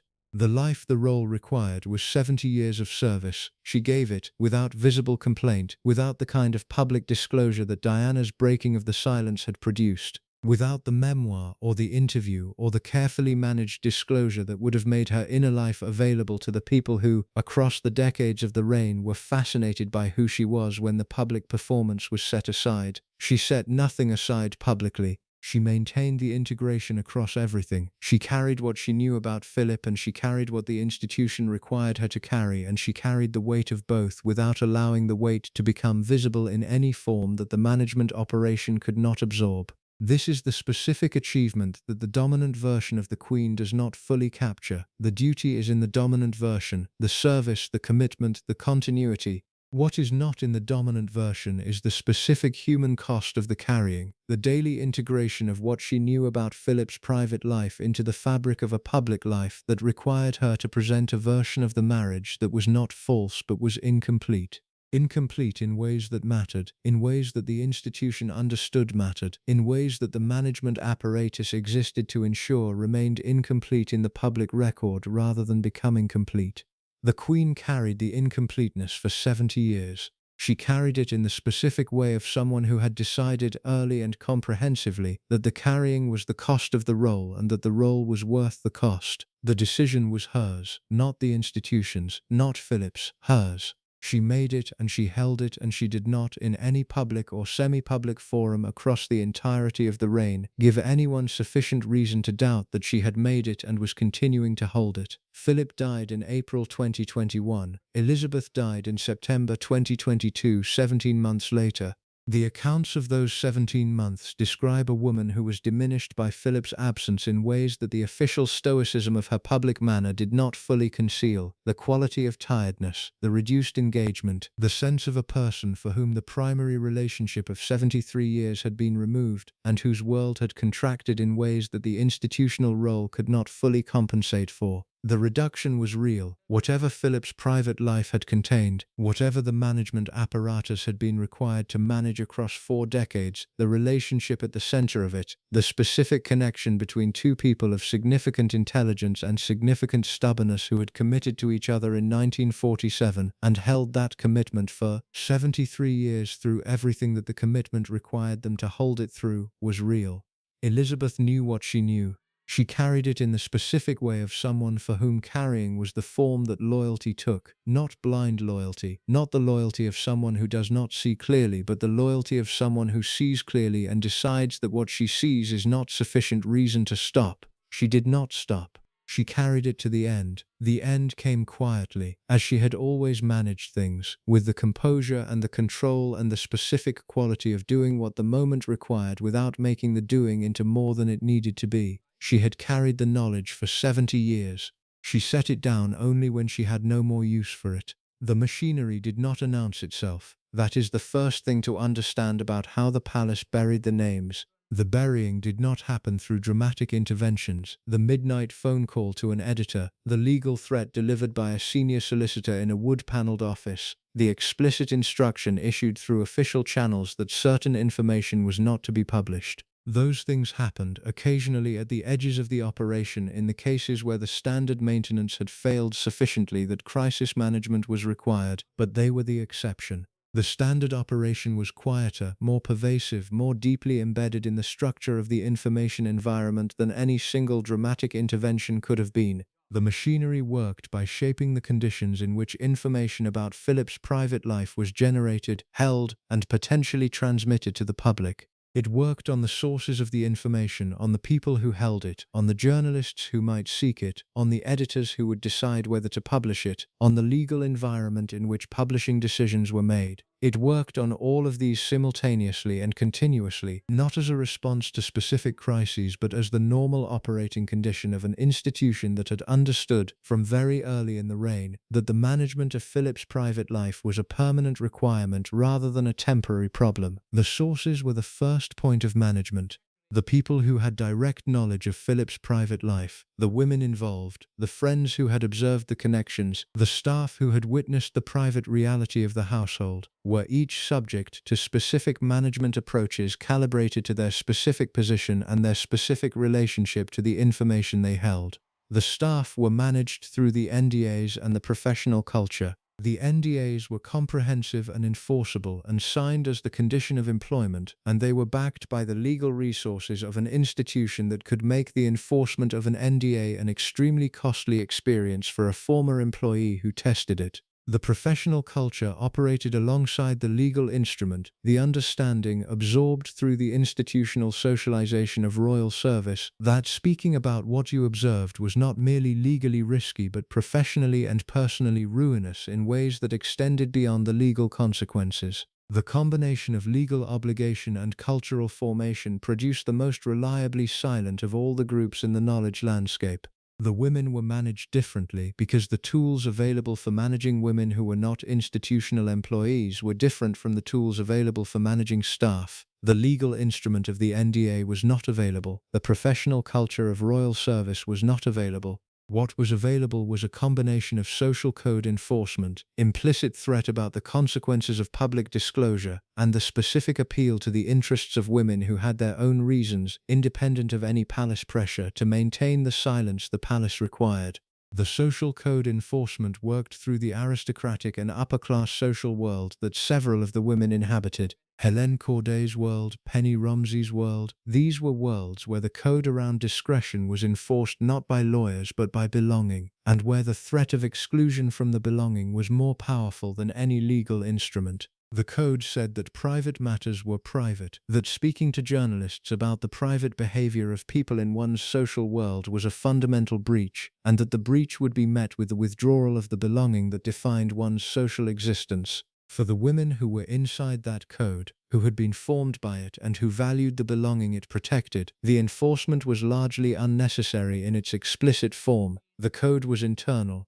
They maintained the silence because the silence was who they were, not because they were afraid of the consequences of breaking it. For the women who were less inside the code, Pat Kirkwood, whose world was the theatre rather than the aristocracy, the management required more explicit forms. The implicit threat about consequences was present in the specific quality of attention that the palace's management apparatus brought to the information environment around her. The awareness that the institution was monitoring what she said, that the institution had resources available to respond to public disclosure that she did not have resources to match, that the legal and institutional landscape in which she would have to operate any public account was shaped by the palace's management in ways that made the account she wanted to give extremely difficult to give in any mainstream forum. The journalists were managed through the access-compliance relationship that the palace had refined across decades of managing the information environment around the royal family. The relationship was simple in its structure and complex in its operation.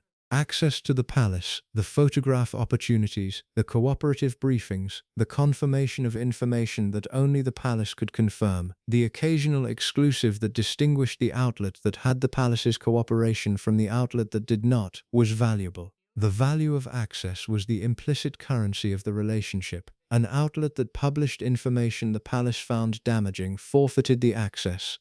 The forfeiture was not explicitly stated as a consequence of any specific publication decision. That would have been too explicit, too obviously a form of censorship that the press would have objected to on principle. The forfeiture happened through the normal operation of a relationship in which cooperation was extended to outlets that cooperated and withdrawn from outlets that did not, without any formal statement of the connection between the cooperation and the publication decisions. The journalists understood the connection. Senior royal correspondents, whose entire professional value was built on the access they had cultivated and the relationship they had developed with the palace's communications apparatus, understood with complete clarity that the access was conditional and that the conditions included not publishing certain categories of information. The categories were not explicitly specified. They did not need to be. The correspondents knew what the palace would find damaging, and they made their publication decisions with that knowledge present in the calculation. This produced a specific kind of self-censorship that was more effective than any externally imposed censorship because it operated inside the journalistic judgment rather than against it. The correspondent who decides not to pursue a story because pursuing it would damage the access relationship is not being censored. They are making a professional judgment about the relative value of the story and the access, and arriving at a conclusion that the access is more valuable. The palace did not need to censor the press. It needed only to make the access sufficiently valuable that the press censored itself. The editors were managed through a combination of the access relationship and the legal environment. The legal environment around royal privacy had been developed, through decades of case law and occasional direct intervention, into something that made publishing unconfirmed allegations about senior members of the royal family an extremely risky undertaking. The risk was not primarily the cost of losing a specific legal case, though that cost was real. The risk was the cost of the legal process itself, which the palace had the resources to extend indefinitely in ways that most media organizations could not sustain, and which could be deployed as a deterrent even when the underlying legal case was not strong. The combination of access dependency and legal risk produced editorial environments in which the stories that existed in the private knowledge of the journalistic community, the knowledge that senior correspondents had accumulated about Philip's private life through their proximity to the world in which that private life was conducted, did not make it to publication, not because the information did not exist, because the calculation about publishing it consistently produced the same result. The cost exceeded the benefit. The legal risk was not worth taking. The access dependency was not worth jeopardizing, and the story existed in the private knowledge of the newsroom rather than in the public knowledge of the readers. The legal environment was the deepest layer of the masonry. It was not the most frequently deployed layer. The access management and the social code enforcement and the source management handled most situations without requiring legal intervention. But it was the foundation on which all the other layers rested, the ultimate backstop that gave the entire system its specific character of impregnability. The laws that shaped the legal environment around royal privacy were not palace laws. They were general laws, defamation, privacy, the law around confidential information that the palace had learned through decades of deployment to use with great skill in the specific context of information management. The skill was not primarily in the courtroom, where the palace won some cases and lost others, and where the underlying merits sometimes determined outcomes that the palace did not prefer. The skill was in the deployment of the threat, the use of the legal instrument as a deterrent rather than a resolution, ensuring that the prospect of litigation shaped the decisions of journalists and editors before those decisions resulted in publications that would have required litigation. The threat worked because it was credible. The palace had shown across enough specific cases that it was willing to follow through, that the letter from the solicitor was not always a bluff, that the institution had the resources and the motivation to pursue legal action when it calculated that the action would produce a deterrent effect beyond the specific case. The credibility of the threat was a resource that required maintenance, occasional deployment to keep the deterrent effect active, and the palace maintained it with the specific calibration of an institution that understood the economics of deterrence. The machinery operated all of these layers simultaneously, continuously, across 4 decades. The staff management, the source management, the social code enforcement, the access compliance relationship with the press, the legal environment and its deployment as deterrent. Each layer reinforced the others. The effectiveness of the whole was greater than the sum of its parts, because the layers did not operate in isolation. They operated as an integrated system, each one supporting the others, each one reducing the probability that the failure of any single layer would result in the information it was managing reaching the public. The system was not perfect. No information management system is perfect, and this one operated in a world that was continuously changing in ways that created new vulnerabilities. The social code of the aristocratic world eroded slowly across the decades as the world itself changed. The deference that had characterized the relationship between the press and the palace in the 1950s was less complete by the 1970s, and less again by the 1990s. The legal environment shifted as privacy law developed in ways that protected individual privacy as well as institutional privacy, developments that gave some of the sources of the information a basis for resisting disclosure that they had not previously had. The Internet created a distributed information environment that the access compliance relationship was simply not designed to manage. The system adapted to these changes. It adapted because the institution running it was itself an adaptation machine, an organization that had survived 1,000 years by adjusting to changed conditions without abandoning the fundamental objective. The adaptation to the changed media environment of the 1980s and 1990s produced a more sophisticated version of the machinery, one that incorporated new tools alongside the old ones and that maintained the fundamental effectiveness of the system even as specific components required updating. What the system produced across 4 decades of operation was the mainstream public record on Philip's private life. A record that contained the family connection and the consort role and the official engagements and the public profile, and that did not contain the private life that the system had been managing. A record that described the surface the palace had constructed and maintained, without engaging with the substance that the surface was constructed to conceal. The record was not false in any simple sense. Everything in it was accurate as far as it went. It simply did not go far enough, did not extend into the dimensions that the system had successfully kept out of the mainstream press. The names that the system buried were the names of real women who existed in real connections with a real man. The burying was thorough enough that the mainstream record does not contain them in any complete or directly attributed form. It was not thorough enough to remove them entirely from the private knowledge of the world that produced them, the social world, the journalistic community, the people who were present in the relevant spaces across the relevant decades and who formed their own assessments of what they observed.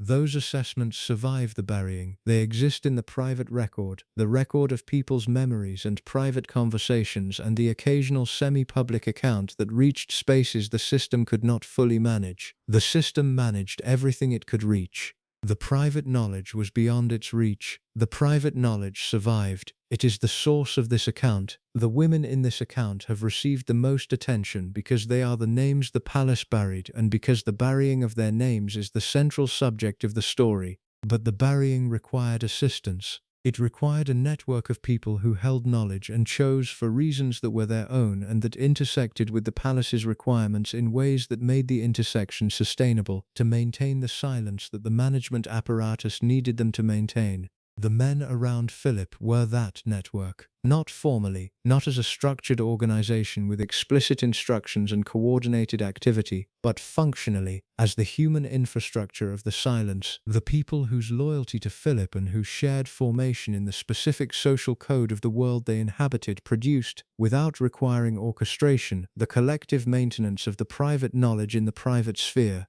Understanding who these men were and how they understood the loyalty they were maintaining is necessary for understanding how the management operation worked at its human level, below the institutional machinery, in the world of personal relationships and shared codes, and the specific quality of male loyalty that the mid-20th century English upper-class world produced in the men it formed. The formation was specific. The English public school system of the era, Eton, Winchester, Harrow, Gordonstone in Philip's own case, produced men who understood loyalty in a particular way, not the loyalty of contractual obligation which is the loyalty of employees to employers. The loyalty of shared formation, the loyalty of people who have been through something together, who have been shaped by the same environment, who share the same codes and the same assumptions and the same understanding of how the world works and what it requires. The sharing creates a bond that is more durable than most other kinds of bond, because it is not dependent on the specific content of any relationship or any agreement. It is dependent on the shared formation itself, which continues to exist as long as the people formed by it continue to exist and to move through the world in ways that the formation shaped. The bond does not require maintenance in the explicit sense. It simply persists as the formation persists, as the background condition of relationships between men who were shaped by the same world. Philip's closest male friends, the men who had known him across the longest stretches of his adult life, who had been present in the private spaces where the private life was lived, who had observed the connections this account describes and had formed their own assessments of what they were observing, were men of this formation. They were men who understood the loyalty Philip's situation required and who provided it, not because they had been asked to provide it but because the provision was natural to who they were. David Milford Haven was among the most significant of these. Philip's cousin, older than Philip by a few years, a figure in Philip's life since childhood, who had been one of the constants in the peripatetic early years that had lacked most other constants. Milford Haven was a member of the Thursday Club. He moved through the same social world that the Thursday Club represented, the post-war London world of art and entertainment, and the specific intersection of bohemian and aristocratic life that Soho in the 1950s made available. He knew what Philip's private life contained, or the significant portions of it that were visible to someone in his position. He knew because he was present in the spaces where the private life was conducted, because the closeness of the relationship meant that Philip's world was partly his world, because the specific quality of proximity that genuine friendship produces had given him access to dimensions of Philip's existence that were not available to people at greater distance. He said nothing public about any of it. The silence was not difficult for him in the sense that it was not experienced as suppression. It was the natural expression of who he was, a man formed by the specific code that made the private private, and that treated any violation of that separation as a fundamental breach of what the code required. The code was not Philip-specific. It was the code of the world, the understanding that the private lives of people in one's social world were not material for public discussion, that what happened in private spaces stayed in private spaces, that the specific arrangements that powerful men made in their private lives were matters for those men and not for the world beyond the immediate circle. The code had deep roots in the English aristocratic world. It had been developed across generations of men whose private behavior had required the same protection that Philip's required, and it had been refined by those generations into something sufficiently robust to function as the primary management mechanism for information that the legal apparatus could not fully handle. The code required that the circle around Philip be composed of men who shared it, men who would not, under any circumstances that the code recognized as relevant, take what they knew in private and transmit it to the public. The circle was self-selecting in this regard. Philip's formation and his social intelligence led him toward men who shared the code instinctively, and men who did not share it did not remain in the inner circle long enough to accumulate the knowledge that the inner circle held. The self-selection was not cynical.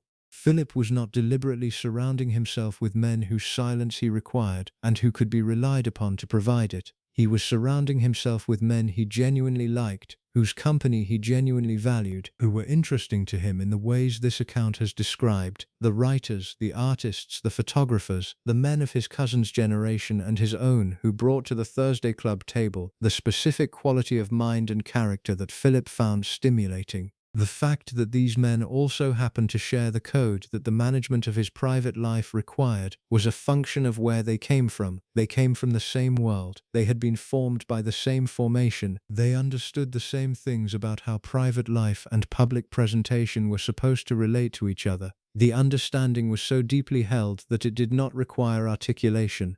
No one in Philip's circle sat down with any other member of the circle and said, "We know these things about Philip, and we will not speak of them publicly, and here is why, and here is what the silence requires." The silence simply existed as the background condition of relationships between men who knew what the code required and who had no inclination to violate it. There were exceptions. The code, like all codes, was not universally maintained by every person who had been formed by it. There were men in Philip's broader social world, at the edges of the inner circle rather than at its core, who spoke at various points and through various channels about what they had observed. The speaking was generally indirect, the oblique reference in a social context, the conversation with a trusted friend who happened to move between the aristocratic world and the journalistic world, the account given to a biographer who was working on a project that the speaker understood would eventually be public. The speaking at the edges was the primary source of the information that exists in the semi-public record about Philip's private life, not the definitive accounts, not the directly attributed testimony of named sources saying specific things for the record.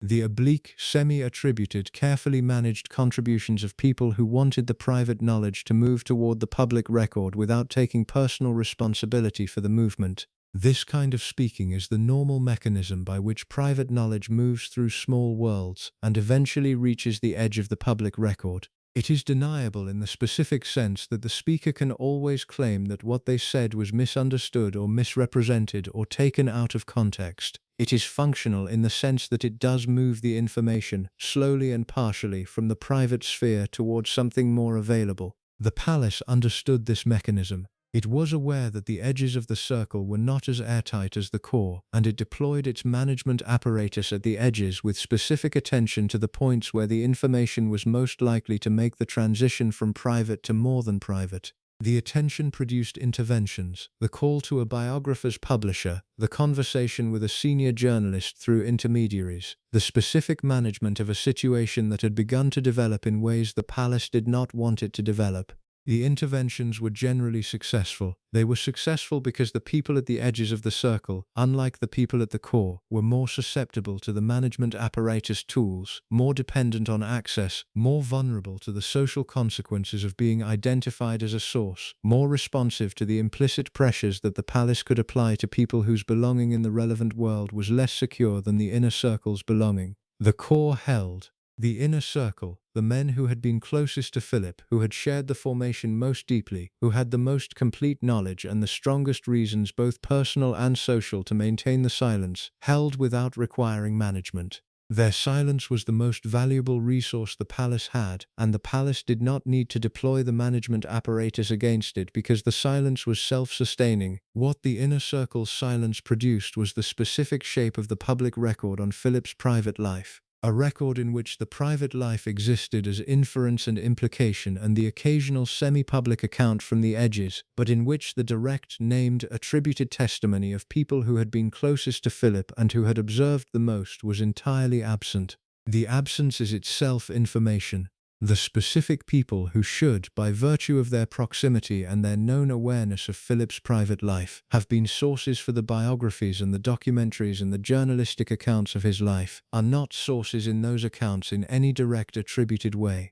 The biographies contain research from the edges and from the publicly available record. They do not contain the testimony of the inner circle, because the inner circle maintained its silence completely and maintained it without requiring the palace's management apparatus to enforce it. The loyalty that produced this silence was genuine. It was the loyalty of men who had been formed to understand loyalty in a specific way, not as an abstract principle but as the concrete daily practice of maintaining the separation between what you know privately and what you say publicly, as a matter of personal honor rather than institutional compliance. Philip understood the loyalty and valued it. The inner circle understood that Philip understood and valued it, and that understanding reinforced the loyalty in the circular way that genuine loyalty tends to reinforce itself. The knowing that what you are providing is valued produces the motivation to continue providing it, which produces the evidence of value that reinforces the knowing. The circle held until death dissolved it. The members of Philip's inner circle were men of his generation and his older generation, and the passage of time that attends all generations has removed them from the possibility of testimony with the finality that only death provides.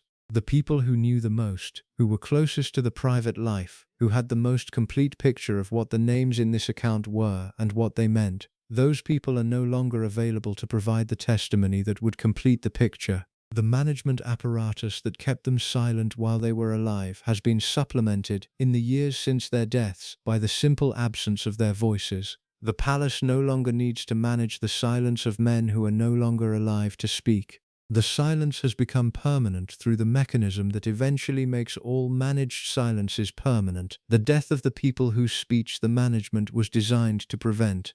What survives the deaths is the private knowledge that passed through the chains of private conversation that small worlds produce, from the inner circle to the slightly wider circle, and from there to the still wider circle, thinning and becoming less complete and less directly attributed at each step, but not disappearing entirely. That thinned, less complete, less directly attributed knowledge is what exists in the semi-public record. It is what journalists and biographers have worked with, in the careful, hedged, heavily qualified way that the absence of direct testimony requires. It is what this account is working with, in the same way and with the same qualifications. The inner circle's silence was the most significant single factor in the palace's management of Philip's private life. The machinery could have been defeated by a single member of the inner circle deciding that the code no longer held, that the death of Philip or the passage of time or some specific development had released them from the obligation the code imposed. No one made that decision. The code held in the inner circle completely and permanently.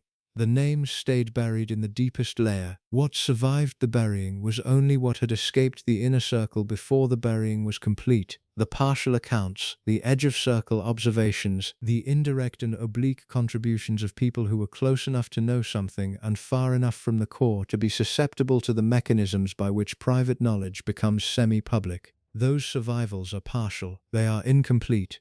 They do not constitute the full account that the inner circle's testimony would have constituted. They are what exists. They are what this account is built from. The loyalty of the men around Philip was, in its operation, a form of love, the love of men who had been formed to express love through the concrete practice of maintaining silence about the things the loved person needed maintained in silence. The love persisted beyond death, in the form of the silence that death made permanent. The names are still buried. The inner circle held them to the end. Charles was born in 1948, a year after the wedding. Anne in 1950. Andrew in 1960. Edward in 1964.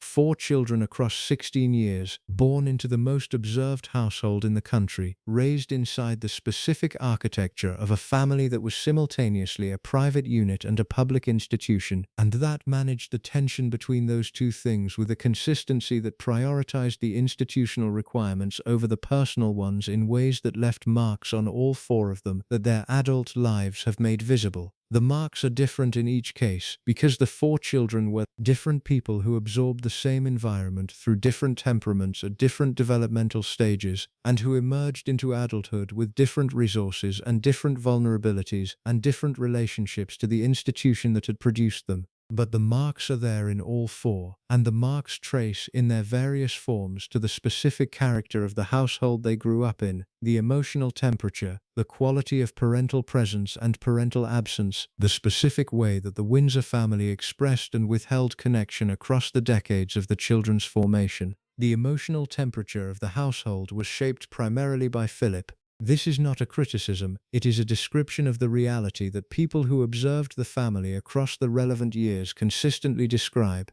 Philip was the dominant personality in the private space of the family, in the way that dominant personalities are dominant regardless of whether the formal power in a household is theirs. The Queen was the formal center of everything, the constitutional role, the public duties, the institutional authority. Philip was the emotional center, in the specific sense that his presence and his moods and his specific way of engaging with the children set the tone of the household's private life, in ways that the Queen's presence, necessarily more managed and more constrained by the institutional requirements of her role, did not set it. Philip's engagement with his children was shaped by his own formation. The formation had been, as this account has described, one of significant displacement and emotional unpredictability, the loss of the family home in infancy, the dispersal across relatives' households, the mother's breakdown and institutionalization, the absence of a consistent parental presence across the most formative years. Philip had survived that formation with the specific resilience of someone who had developed inner resources precisely because the outer resources were unreliable, and the inner resources he had developed were considerable.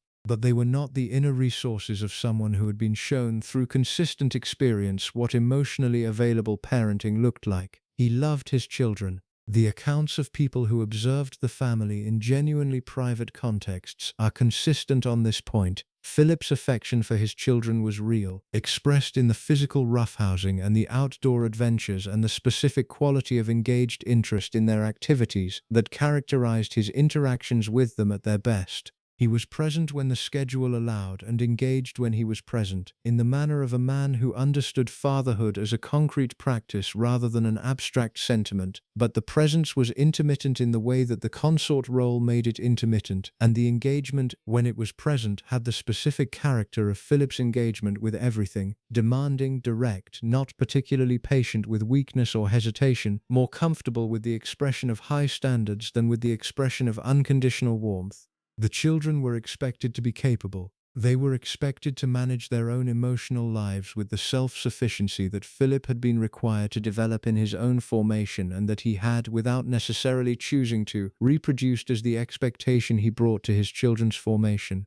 The combination of genuine love and intermittent presence and the specific emotional style of a man who had learned self-sufficiency rather than emotional availability produced children who absorbed different versions of the same underlying experience. The experience of having a father whose love was real and whose full emotional presence was not consistently available, and of making sense of that combination in the ways that each child's particular temperament and particular relationship to the household made possible. Charles absorbed it most visibly and most extensively. The relationship between Charles and Philip is one of the most documented difficult father-son relationships in the modern record, discussed in the biographies and in Harry's memoir, and in the various accounts of people who observed the family across the relevant decades. The documentation is consistent in its broad outlines: a son who needed more emotional warmth than his father was equipped to provide, and a father who expressed his love through expectation rather than affirmation, and the specific long-running damage that the gap between what was needed and what was available produced in a boy who was sensitive by nature, and who was also by institutional designation the most important person in his family's future. The damage expressed itself in Charles's adult life in ways that this account has addressed elsewhere: the specific needs and vulnerabilities that shaped his relationship with Camilla, the quality of the marriage to Diana and what it contained, the general emotional style of a man who had learned from his formation that love was something you demonstrated through duty rather than something you expressed directly. These were not solely the product of the father-son relationship, but the father-son relationship was a significant contributor, in the way that primary relationships are always significant contributors to the adult person who emerges from them. What Charles absorbed about his parents' marriage, specifically the private knowledge that accumulated inside the household across the decades of his childhood and adolescence, is not a dimension of his formation that he has discussed in any public context. He has discussed Philip in the terms that the institutional role requires: the tribute, the acknowledgement of Philip's contribution, the carefully managed expression of a son's feelings about a father who was complicated to have as a father. He has not discussed what he knew or suspected about the private life that this account has described. The knowing for Charles was probably partial and probably arrived gradually. The way that children of complicated marriages arrive at the knowledge of what their parents' marriage contains, through the embodied absorption of the household's emotional temperature rather than through any explicit disclosure. He knew something. The specific character of the household, Philip's absences and the quality of those absences, the specific atmosphere of a private life that extended beyond the visible domestic sphere, was part of the environment he grew up in, and it registered in him in the way that environments register in sensitive children. What he did with the knowing was what he did with most things that the institutional formation required him not to address directly. He absorbed it into the private interior that the formation produced and continued with the life the role required. He did not confront his father. He did not discuss it with his mother. He developed his own complicated relationship to the institutional code that required silence and loyalty and the maintenance of surfaces, and he applied that code to his parents' marriage in the way he had absorbed it, and the application became part of his own formation. The formation then produced, in Charles's own marriage, a version of the same dynamic: the parallel life, the maintained surface, the institutional management of private reality that his father's formation had produced in his father's marriage. Whether Charles understood the connection, whether he recognized in his own situation the pattern of his parents' situation, is not something the public record reveals. What the public record reveals is that the pattern was reproduced in different form and with different specific content in the next generation. Anne absorbed the household differently.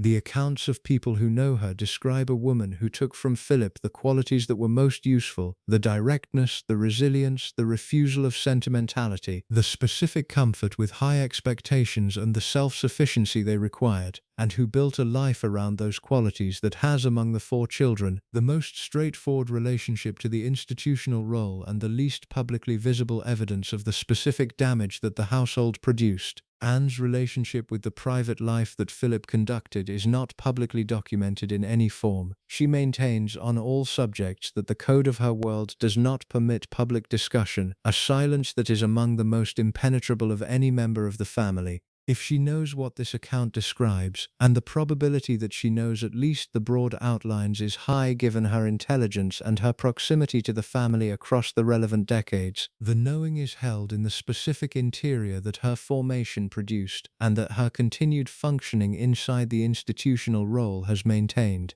Andrew absorbed something different and darker. The formation that produced the entitlement and the specific vulnerabilities of Andrew's adult life is too complex to attribute to any single source, and this account does not attempt to do so. But the specific character of the household, the emotional demands of a father whose presence was intermittent and whose expression of love was demanding rather than warm, the institutional requirements of a family in which individual needs were consistently subordinated to public requirements, is present in the background of the adult Andrew in ways that the more sympathetic biographical accounts acknowledge even when they do not engage directly with the household as a causal factor. Edward absorbed, by most accounts, the version of the household that produced the most conventional outcome, a man who understood the institutional role and its requirements, who has navigated the specific challenges of royal life with more success than his brother, who has built a life that sits inside the institutional framework without generating the kind of visible damage that Andrew's trajectory has produced.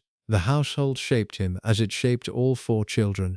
The shaping is less visible in Edward because the outcome is less dramatically public, not because the shaping was less real. What all 4 children absorbed, in their different ways and with their different outcomes, was a household in which the private life of the dominant personality, the father who set the emotional tone, whose presence and absence shaped the daily texture of their formation, extended beyond the visible domestic sphere in ways that the institutional code required them not to acknowledge and that their own formation required them not to discuss. The not discussing is the generational transmission of the code. Philip had been formed by a world that maintained private matters in the private sphere, and he had transmitted that formation to his children through the lived example of how the household operated, through the specific quality of silence around certain subjects, through the institutional socialization that the family's position in the monarchy imposed, through the particular way that the code expressed itself in a household where the institutional requirements of silence were more comprehensive and more consequential than they were in any civilian family.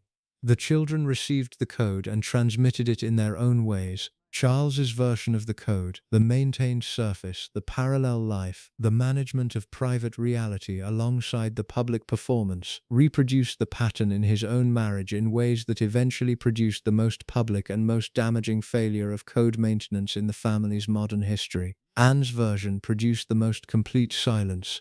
Andrew's version produced the specific kind of entitled assumption that the code would protect him regardless of what his private behavior contained, the most dangerous possible reading of a code that is designed to maintain silence around private behavior rather than to authorize behavior that would otherwise be indefensible. Harry's version of the code produced something the code was not designed for, a man who decided that the code's requirements were themselves part of the damage, and that the institutional silence that the code maintained was not protecting the people inside it but protecting the institution at the people's expense. His departure from the institutional framework and his subsequent public accounts of what that framework did to the people inside it was, among other things, an act of code breaking, the explicit, named public rejection of the formation that the household had transmitted and that the institution had reinforced. The code breaking had costs that Harry appears to have understood and accepted. Whether the breaking has produced in him the specific kind of resolution that it was apparently intended to produce, the freedom of someone who has named what they were carrying and set it down, is not fully accessible from the public record. What is accessible is that the breaking was genuine, that it represented a real departure from the formation rather than a managed disclosure that maintained the formation while appearing to challenge it, and that the departure has produced a man whose relationship to the institutional code is permanently different from the relationship of his brother, who remains inside the code and whose maintenance of it has become the defining condition of his public identity. The children absorbed what the household gave them. The household gave them a great deal that was valuable: the formation for public life, the understanding of the institutional role, the specific resilience that growing up inside the monarchy's requirements produces in the people who survive it. It gave them also the specific marks of a household in which the private life of the dominant personality extended beyond the visible domestic sphere and was maintained in the silence that the institutional code required. Those marks are in the adults the children became. They are present in the relationships those adults formed and the marriages they contracted and the specific ways they have each engaged with the institutional role they were born into. They are present in the silence that most of them maintain around the private dimensions of their parents' marriage, and in the single significant departure from that silence that Harry's accounts have represented. The household shaped them. The shaping was real, and it was lasting, and it was the product not of malice but of the specific character of a family that was also an institution, and that prioritized the institutional requirements in the way that institutions always prioritize their requirements, at the cost of the individuals inside them who cannot be adequately protected from the cost of being inside something that was not designed primarily for their benefit. Philip loved his children. The love was real. The formation the love operated through was what it was. The children became who they became. The household's marks are still visible. They will be visible in the generation that the children produced for longer than the management apparatus that maintained the surface of the household they grew up in will continue to operate. The marks travel further than the management. They always do. The official version of Philip's life was assembled with considerable care across 7 decades and is, in its primary features, a genuinely impressive piece of institutional narrative construction. It describes a man who gave up a promising naval career to support his wife's accession to the throne, who adapted to a role that had no precedent and no established template with the specific mixture of stoicism and innovation that his character made available, who served the institution for 73 years with a professionalism that never wavered even when the personal cost of that service was high, and who died at 99 in the place he had lived his adult life, beside the woman he had married 73 years earlier. This version is not false. Every element of it is accurate as far as it goes. The naval career was real, and the giving up of it was real, and the cost of the giving up was real in the specific sense of a man of Philip's temperament accepting a constraint that ran against his fundamental nature. The adaptation was real, and the professionalism was real, and the 7 decades of service were real, counted in the public appearances and the patronages and the Duke of Edinburgh's award, and the thousands of engagements and the standing 3 steps behind and the management of a role whose requirements were more demanding and more thankless than any civilian equivalent. The official version captures all of this. It is the version the palace produced, through the management apparatus this account has described, across the decades of the reign. It is the version that the access-compliance relationship with the press reproduced reliably and with minimal deviation across the same period. It is the version that the commemorations and the retrospectives and the documentary tributes have consolidated into the permanent public record. The lived version is different, not opposite. The lived version contains everything the official version contains, because the official version was built from the real dimensions of Philip's life and not from pure fabrication. But the lived version extends into dimensions that the official version declines to engage with, and the extension changes the character of the picture in ways that the official version was specifically designed to prevent. The lived version begins in the same place as the official version, the wedding, the commitment, the acceptance of the constraint, and then diverges in the space that the official version leaves blank, the space where the private life was, the space where the names were.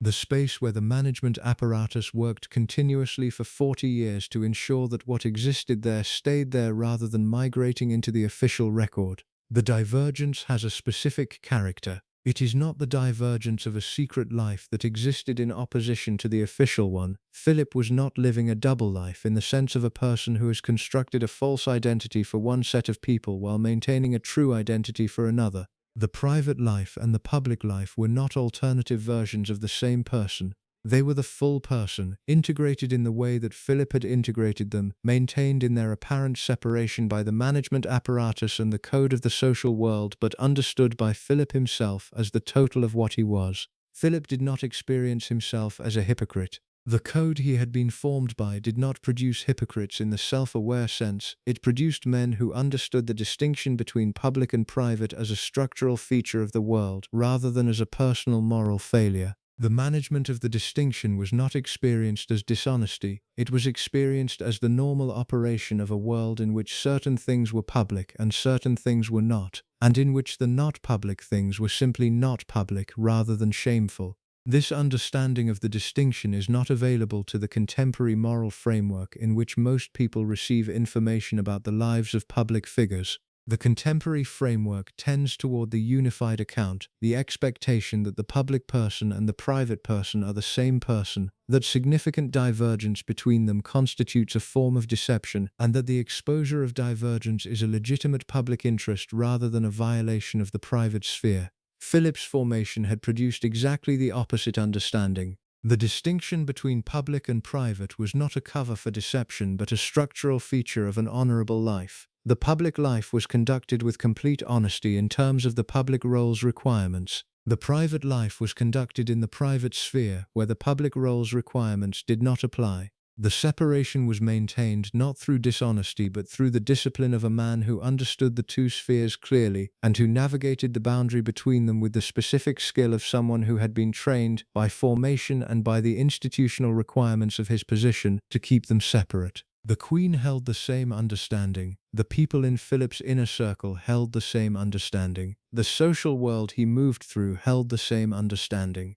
The official version and the lived version coexisted, for those inside the relevant world, not as contradiction but as the normal architecture of a life conducted in the specific conditions that Philip's position imposed. The divergence only looks like divergence when it is viewed from outside that understanding, from the perspective of a contemporary public that has been formed by different assumptions about the relationship between public and private, and that receives the information about the private life as the revelation of a gap that the official version was designed to conceal. From inside the understanding there was no gap.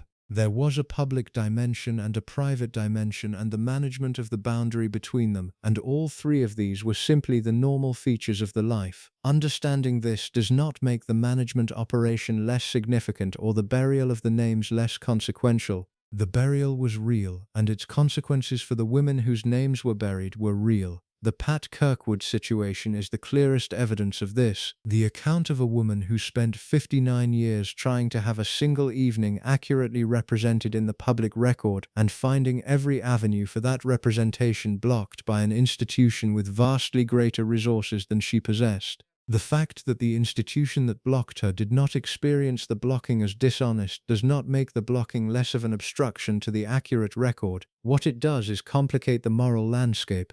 The official version versus the lived one is not a simple story of lies told by a dishonest institution about a dishonest man. It is a more complicated story about two different understandings of what public and private mean and what the relationship between them should be, and about an institution that operated according to one understanding in a world that had gradually shifted to the other. The shift had been happening across the entire reign, the world of the 1950s, in which the access-compliance relationship with the press produced a mainstream record that corresponded closely to the palace's preferred version, had shifted by the 1990s into a world in which that correspondence was substantially less reliable and in which the private dimension of public figures' lives was considered legitimate territory for public examination. The shift was not unique to the monarchy, it was a feature of the general transformation in the relationship between public life and private life that characterized the last decades of the 20th century across all the institutions and individuals who had previously been able to maintain the separation. The palace adapted to the shift, but the adaptation was always a defensive operation, managing the boundary in the changed environment rather than reconfiguring the understanding of where the boundary should be. The result was the progressive erosion of the management apparatus's effectiveness, not through any single failure but through the accumulation of changed conditions that each made the management slightly less effective than it had been before. The official version survived this erosion, in the mainstream press sense, across the entire reign. It survived because the management apparatus was sufficiently sophisticated and sufficiently resourced to maintain the mainstream record in something close to the palace's preferred form, even as the conditions of that maintenance became progressively more demanding. The private knowledge in the world outside the mainstream record grew more extensive and more widely distributed, but it remained outside the mainstream record in the form that the palace had managed to keep it outside. The oblique reference, the semi-attributed account, the careful implication that stops short of the direct statement that would have required the palace to engage. The official version and the lived one coexisted in this state of managed tension for the entirety of Philip's life. The official version occupied the mainstream record. The lived one occupied the private knowledge of the relevant world and the semi-public accounts that existed at the edges of the mainstream.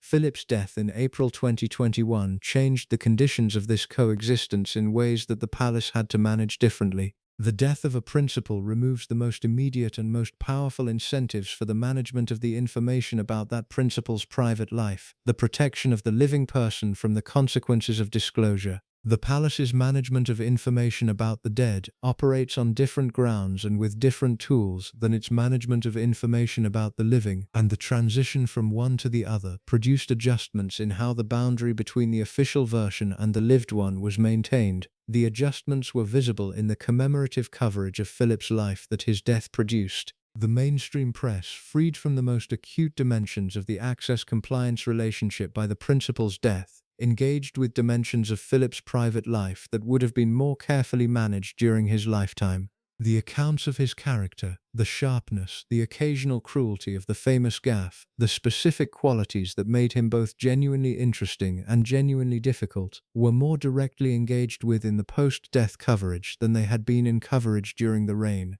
The names were not. The names remained in the managed space, the oblique reference, the careful implication, the account that describes the general landscape of Philip's private life without naming the specific women who populated it in the ways this account has attempted to name them.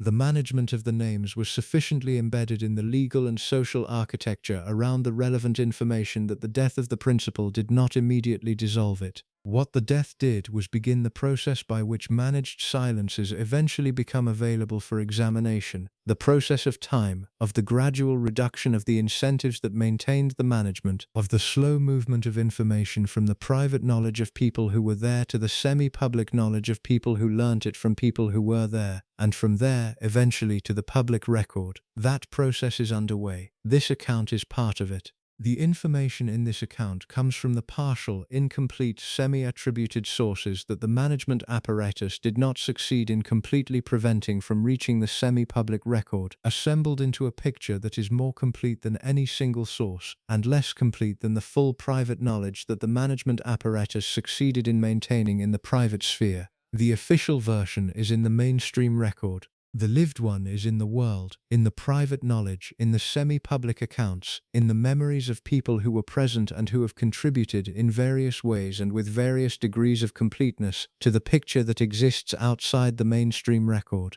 The two versions will continue to coexist for as long as the management apparatus continues to function with sufficient effectiveness to keep the lived version outside the mainstream. The management is less effective than it was. The conditions have changed. The principle is dead. The inner circle that maintained the silence most completely is substantially dissolved by the same deaths that have dissolved all circles of people formed in the mid-20th century. What remains of the management is the institutional momentum of an operation that has been running for decades, and that continues to run because institutions continue to run the operations that were started during the periods they were designed for, even after the conditions that made them necessary have changed. The operation continues. The tension between the versions continues. The lived one has survived in partial form outside the management. It is here. 73 years is a number that resists easy comprehension, not because the mathematics are difficult, because the scale of it, the specific human scale of two people committed to each other across 73 years, across the full span of lives that began in one world and ended in another, across the entirety of the second half of the 20th century and the first 2 decades of the 21st, exceeds the ordinary framework within which most people understand marriage and commitment and the specific human achievement of remaining. The remaining is the achievement, not the happiness, not the absence of difficulty, not the correspondence of the private reality to the public image that the palace worked for decades to maintain. The remaining, the specific, daily, renewed act of continuing, of getting up in the morning and continuing to be in the same life as another person, continuing to be present at the same table and the same public events and the same private spaces, continuing to hold the commitment that was made in Westminster Abbey in November 1947 through everything that the 73 years contained. What the 73 years contained is the subject of this entire account, and the account has not exhausted it. The names and the management apparatus and the code of the social world and the children's formation and the official version and the lived one, all of this is in the 73 years, but none of it is the whole of them.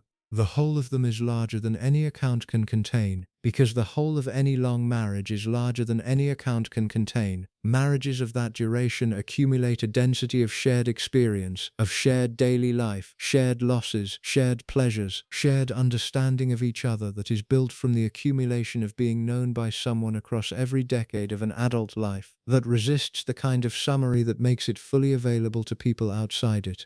This account has focused on the dimensions that the palace did not want available, because those dimensions are the ones that the management apparatus worked to prevent from reaching the public, and because the prevention itself is significant in what it says about the institution and about the private lives of the people inside it. But focusing on those dimensions risks producing a version of the marriage that is as incomplete as the official version, in the opposite direction, a version that contains what the official version excluded without containing what the official version accurately described. What the official version accurately described was real, and it was substantial, and it is necessary to engage with it honestly in any account that attempts to describe what the 73 years actually meant. The commitment was real. Not in the romantic sense that the commemorative mugs and the anniversary coverage suggested, the golden couple fairy tale version that the palace had always managed toward and the public had always been inclined to receive.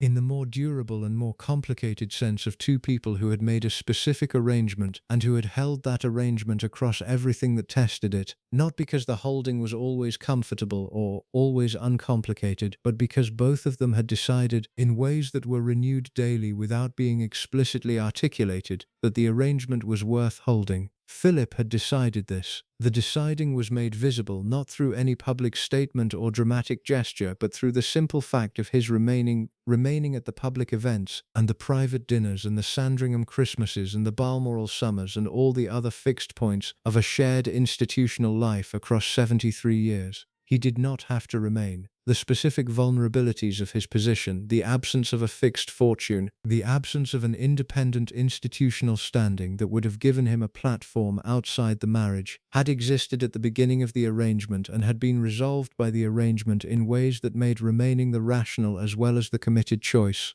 But rational choice and genuine commitment are not mutually exclusive, and the evidence of Philip's remaining across 7 decades is not adequately described by the rational calculation alone. He remained because he had decided to remain, and the decision was renewed across 73 years in the way that all genuine commitments are renewed, not through a single dramatic reaffirmation but through the daily practice of being present, of fulfilling the obligations that the commitment imposed, of being where the commitment required him to be and doing what the commitment required him to do. The Queen had made the same decision and held it in the same way. Her remaining was both more visible and more straightforwardly explicable. Her role, her position, the constitutional fact of her monarchy all provided structural reasons for remaining that Philip's position did not provide in the same way. But the structural reasons do not fully explain the remaining, because the structural reasons would have permitted a marriage that was functionally maintained without being genuinely inhabited, and what the people who observed Elizabeth and Philip together in private settings consistently described was a marriage that was genuinely inhabited, not merely maintained. The genuine inhabiting is what the official version captures accurately, and what this account has risked losing sight of in its necessary focus on the dimensions the official version excludes. Elizabeth and Philip were genuinely present to each other across 73 years in ways that the formal architecture of the marriage does not fully explain and that the management apparatus did not produce. They were genuinely interested in each other, in each other's minds, in each other's reactions to the world, in the specific quality of engagement that two intelligent people who have known each other for a very long time bring to their daily interaction. The interest was visible to the people who observed them in private contexts, the ladies-in-waiting who described the ease of their private conversation, the courtiers who noted the quality of attention they brought to each other in the unmanaged moments between public engagements, the family members who observed them at Balmoral and Sandringham in the specific informality of the private royal year. What these observers described was not the managed warmth of two people performing a loving marriage. It was the specific, unremarkable, habitual warmth of two people for whom the other person's presence was simply part of the texture of daily life, a presence that was so thoroughly integrated into the fabric of existence that its absence would have been the dramatic event, not its continuation. The absence arrived in April 2021. Philip died on the 9th, 8 weeks before his 100th birthday, in Windsor Castle, with Elizabeth in the room. The accounts of the period following his death describe a woman who was diminished by the absence in ways that the stoicism of her public manner did not fully conceal. She was older, visibly, smaller in the specific way that people become smaller when the physical presence of the person who has been their primary companion for 73 years is removed. Less animated in the specific way that people become less animated when the person who had animated them, who had argued with them and challenged them and made them laugh and provided the particular quality of engagement that only someone who knows you completely can provide, is no longer there. The diminishment was the most direct available evidence of what the marriage had actually meant, stripped of the official version and the lived one and the management apparatus and the code of the social world and all the other layers that had accumulated around the 73 years. Two people who had been genuinely present to each other for that duration, and the removal of one of them, and the specific contraction of the world that the removal produced in the surviving one. 17 months later, Elizabeth died at Balmoral, at 96, in the place she had loved most across the Rhine. The accounts of those 17 months describe someone who was moving toward the end with the same quality of determined continuance that had characterized the entire reign. Still working, still receiving prime ministers, still fulfilling the constitutional role until the last weeks, and who had in the private spaces of those months been simply an old woman who had lost the person who had been at the center of her private life for longer than most people live. The marriage meant, in the end, what 73 years of genuine inhabiting means, not the fairy tale of the official version, not the exposé of the lived one. Something larger and more complicated and more human than either version, the specific achievement of two people who had made an arrangement in difficult circumstances and who had held it across everything the arrangement required them to hold it through, not because the holding was always comfortable or always uncomplicated, but because the arrangement had become, across 73 years, simply the texture of their existence. The private life that Philip conducted alongside the marriage was part of the texture. The management apparatus that contained it was part of the texture. The Queen's carrying of what she knew was part of the texture. The children's absorption of the household's specific atmosphere was part of the texture. The names that the palace buried and the code of the social world that made the burying possible and the management apparatus that executed the burying were all part of the texture, but they were not the whole of the texture. The whole of the texture also included the daily presence, the shared meals and the shared events and the shared losses, the deaths of friends and family across 7 decades, the political upheavals and the institutional crises and the personal difficulties that the reign produced in abundance, all of them navigated by two people who had committed to navigating them together. The navigating together is the thing that the management apparatus could neither produce nor prevent. It could produce the official image of two people navigating together. It could prevent the private dimensions of how they navigated from reaching the mainstream record. What it could not do was create or destroy the actual relationship, the specific quality of connection between two people who had chosen each other in 1947 and continued, daily and without dramatic reaffirmation, to be in each other's lives across 73 years. That connection was theirs, not the palace's.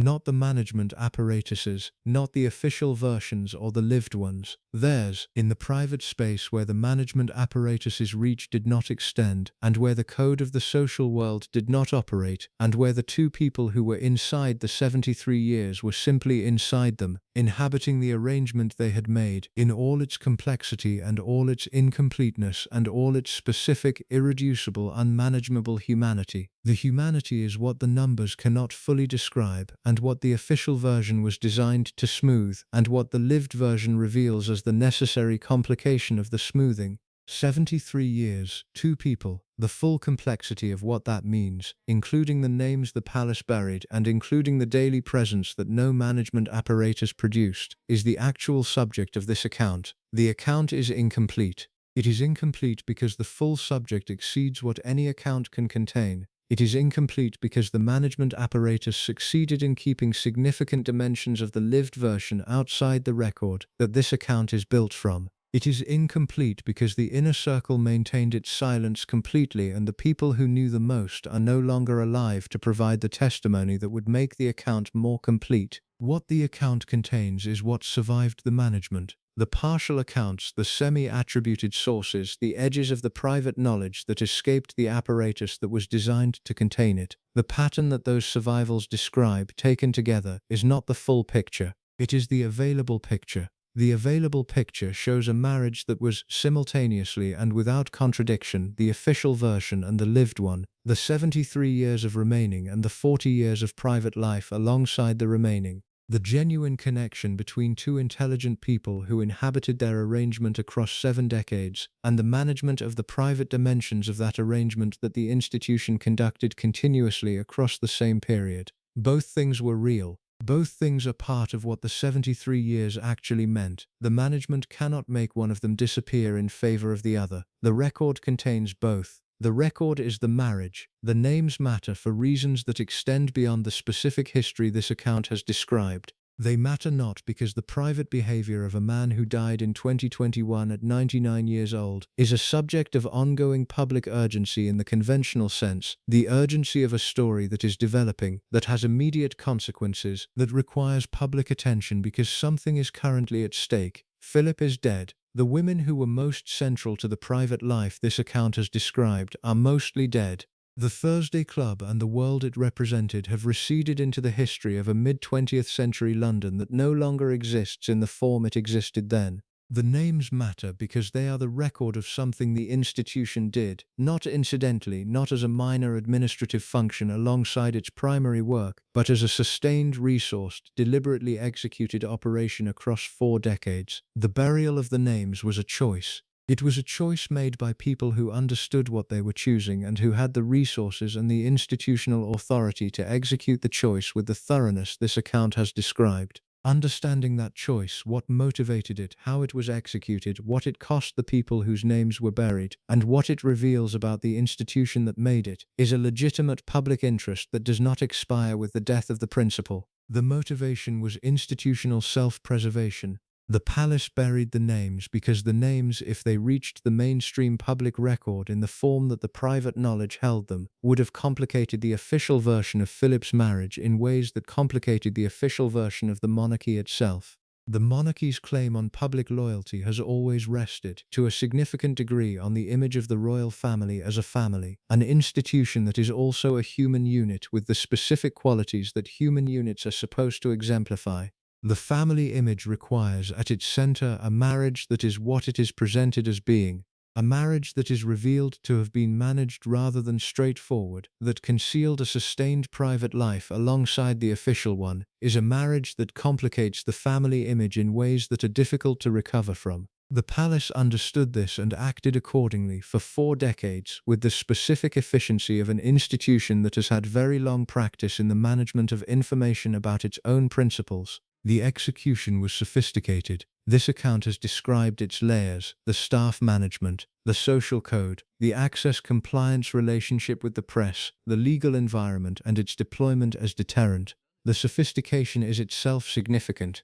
An institution that has developed and maintains a management apparatus of this complexity and this resource level, operating continuously across 4 decades against a permanent situation rather than a temporary crisis, is an institution that has made a fundamental decision about its relationship to truth. The decision is that the institutional version of the truth is what the mainstream public will receive, and that information that complicates the institutional version will be managed so that its complication remains, to the greatest possible extent, outside the mainstream record. This decision has consequences beyond the specific situation it was made to manage. It shapes the institution's relationship to accountability, because institutions that manage information about themselves in this way are institutions that have decided that accountability is a function of what can be managed rather than a function of what is true. They are accountable for the official version. The lived version is not their accountability. It shapes the public's relationship to the institution, because a public that receives the official version without access to the lived one is a public that is making its decisions about the institution on incomplete information. The access-compliance relationship with the press, the legal deterrent, the social code, these are all mechanisms that constrain the information available to the public about an institution that exists on the public's mandate and that the public funds through the mechanisms of constitutional monarchy.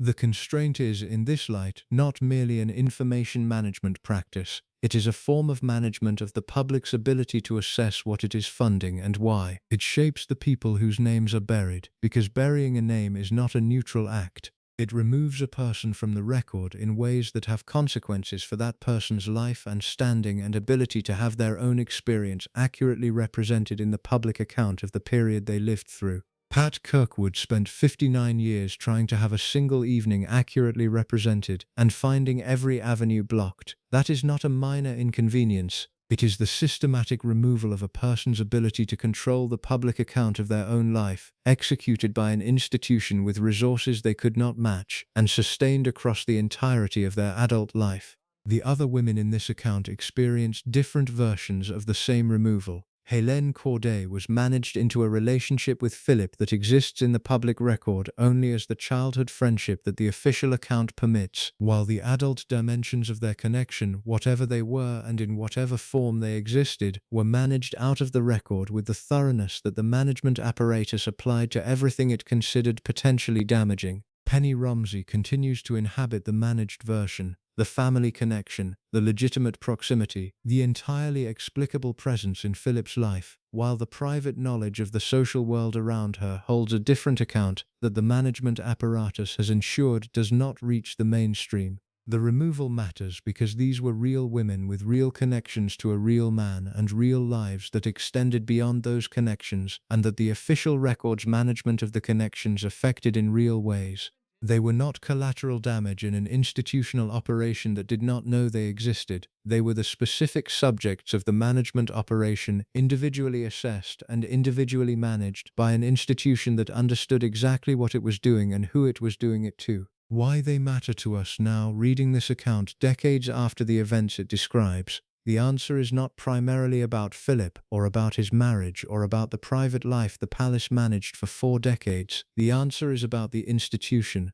about what the institution is and how it operates and what it considers acceptable in the management of information about itself, about whether the public that funds and maintains the institution is entitled to the lived version of its history, or only the official one, about whether the management apparatus that produced the burial of these names is still operating in its contemporary form against the current generation of people inside the institution whose private lives complicate the official version. The answer to the last question is yes. The management apparatus is still operating. It has adapted to the changed conditions of the contemporary media environment with the institutional intelligence that adaptation requires, and it continues to execute, in its adapted form, the same fundamental operation that it executed across 4 decades of Philip's private life. The Norfolk situation, the management of Kate's illness, the sustained effort to ensure that certain information about the Wales marriage remains outside the mainstream record. These are the contemporary expressions of the same institutional decision that produced the burial of the names in this account. The decision has not changed.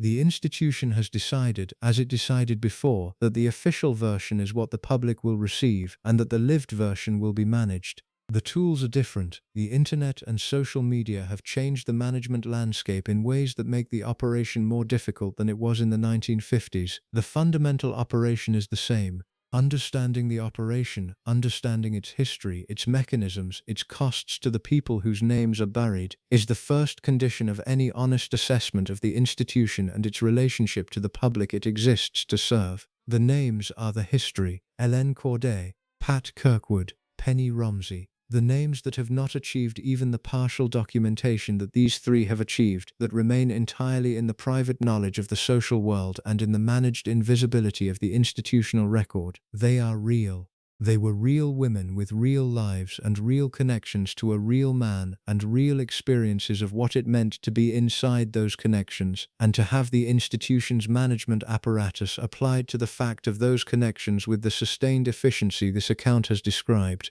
They matter because real people always matter. They matter because the burying of names is not an administrative function. It is a statement about whose version of reality the institution considers legitimate and whose it considers manageable. The women whose names were buried did not have the resources to resist the management in the way that the institution had the resources to execute it. Pat Kirkwood tried for 59 years, and the trying cost her, and the outcome was the same as the outcome for the women who did not try. The mainstream record does not contain her account. The mainstream record contains the official version. The lived one is here, in the partial and incomplete and semi-attributed form that the management apparatus could not prevent entirely, assembled from what survived the burying into a picture that is less complete than the full truth and more complete than the official version. The names are in it. They matter. They always mattered. The institution managed them as if they did not. That management is part of the institution's record now. It belongs in the account of what the institution is and what it does and what it considers acceptable in the service of its own continuation. Philip loved many women for 40 years. Buckingham Palace buried every name. Both of those things are true. Both of them matter. The record holds them now. It will not let them go. Thank you so much for watching until the end. If you loved this story, check out the other videos on your screen now. I think you'll really enjoy them. And don't forget to subscribe if you haven't already. See you in the next story.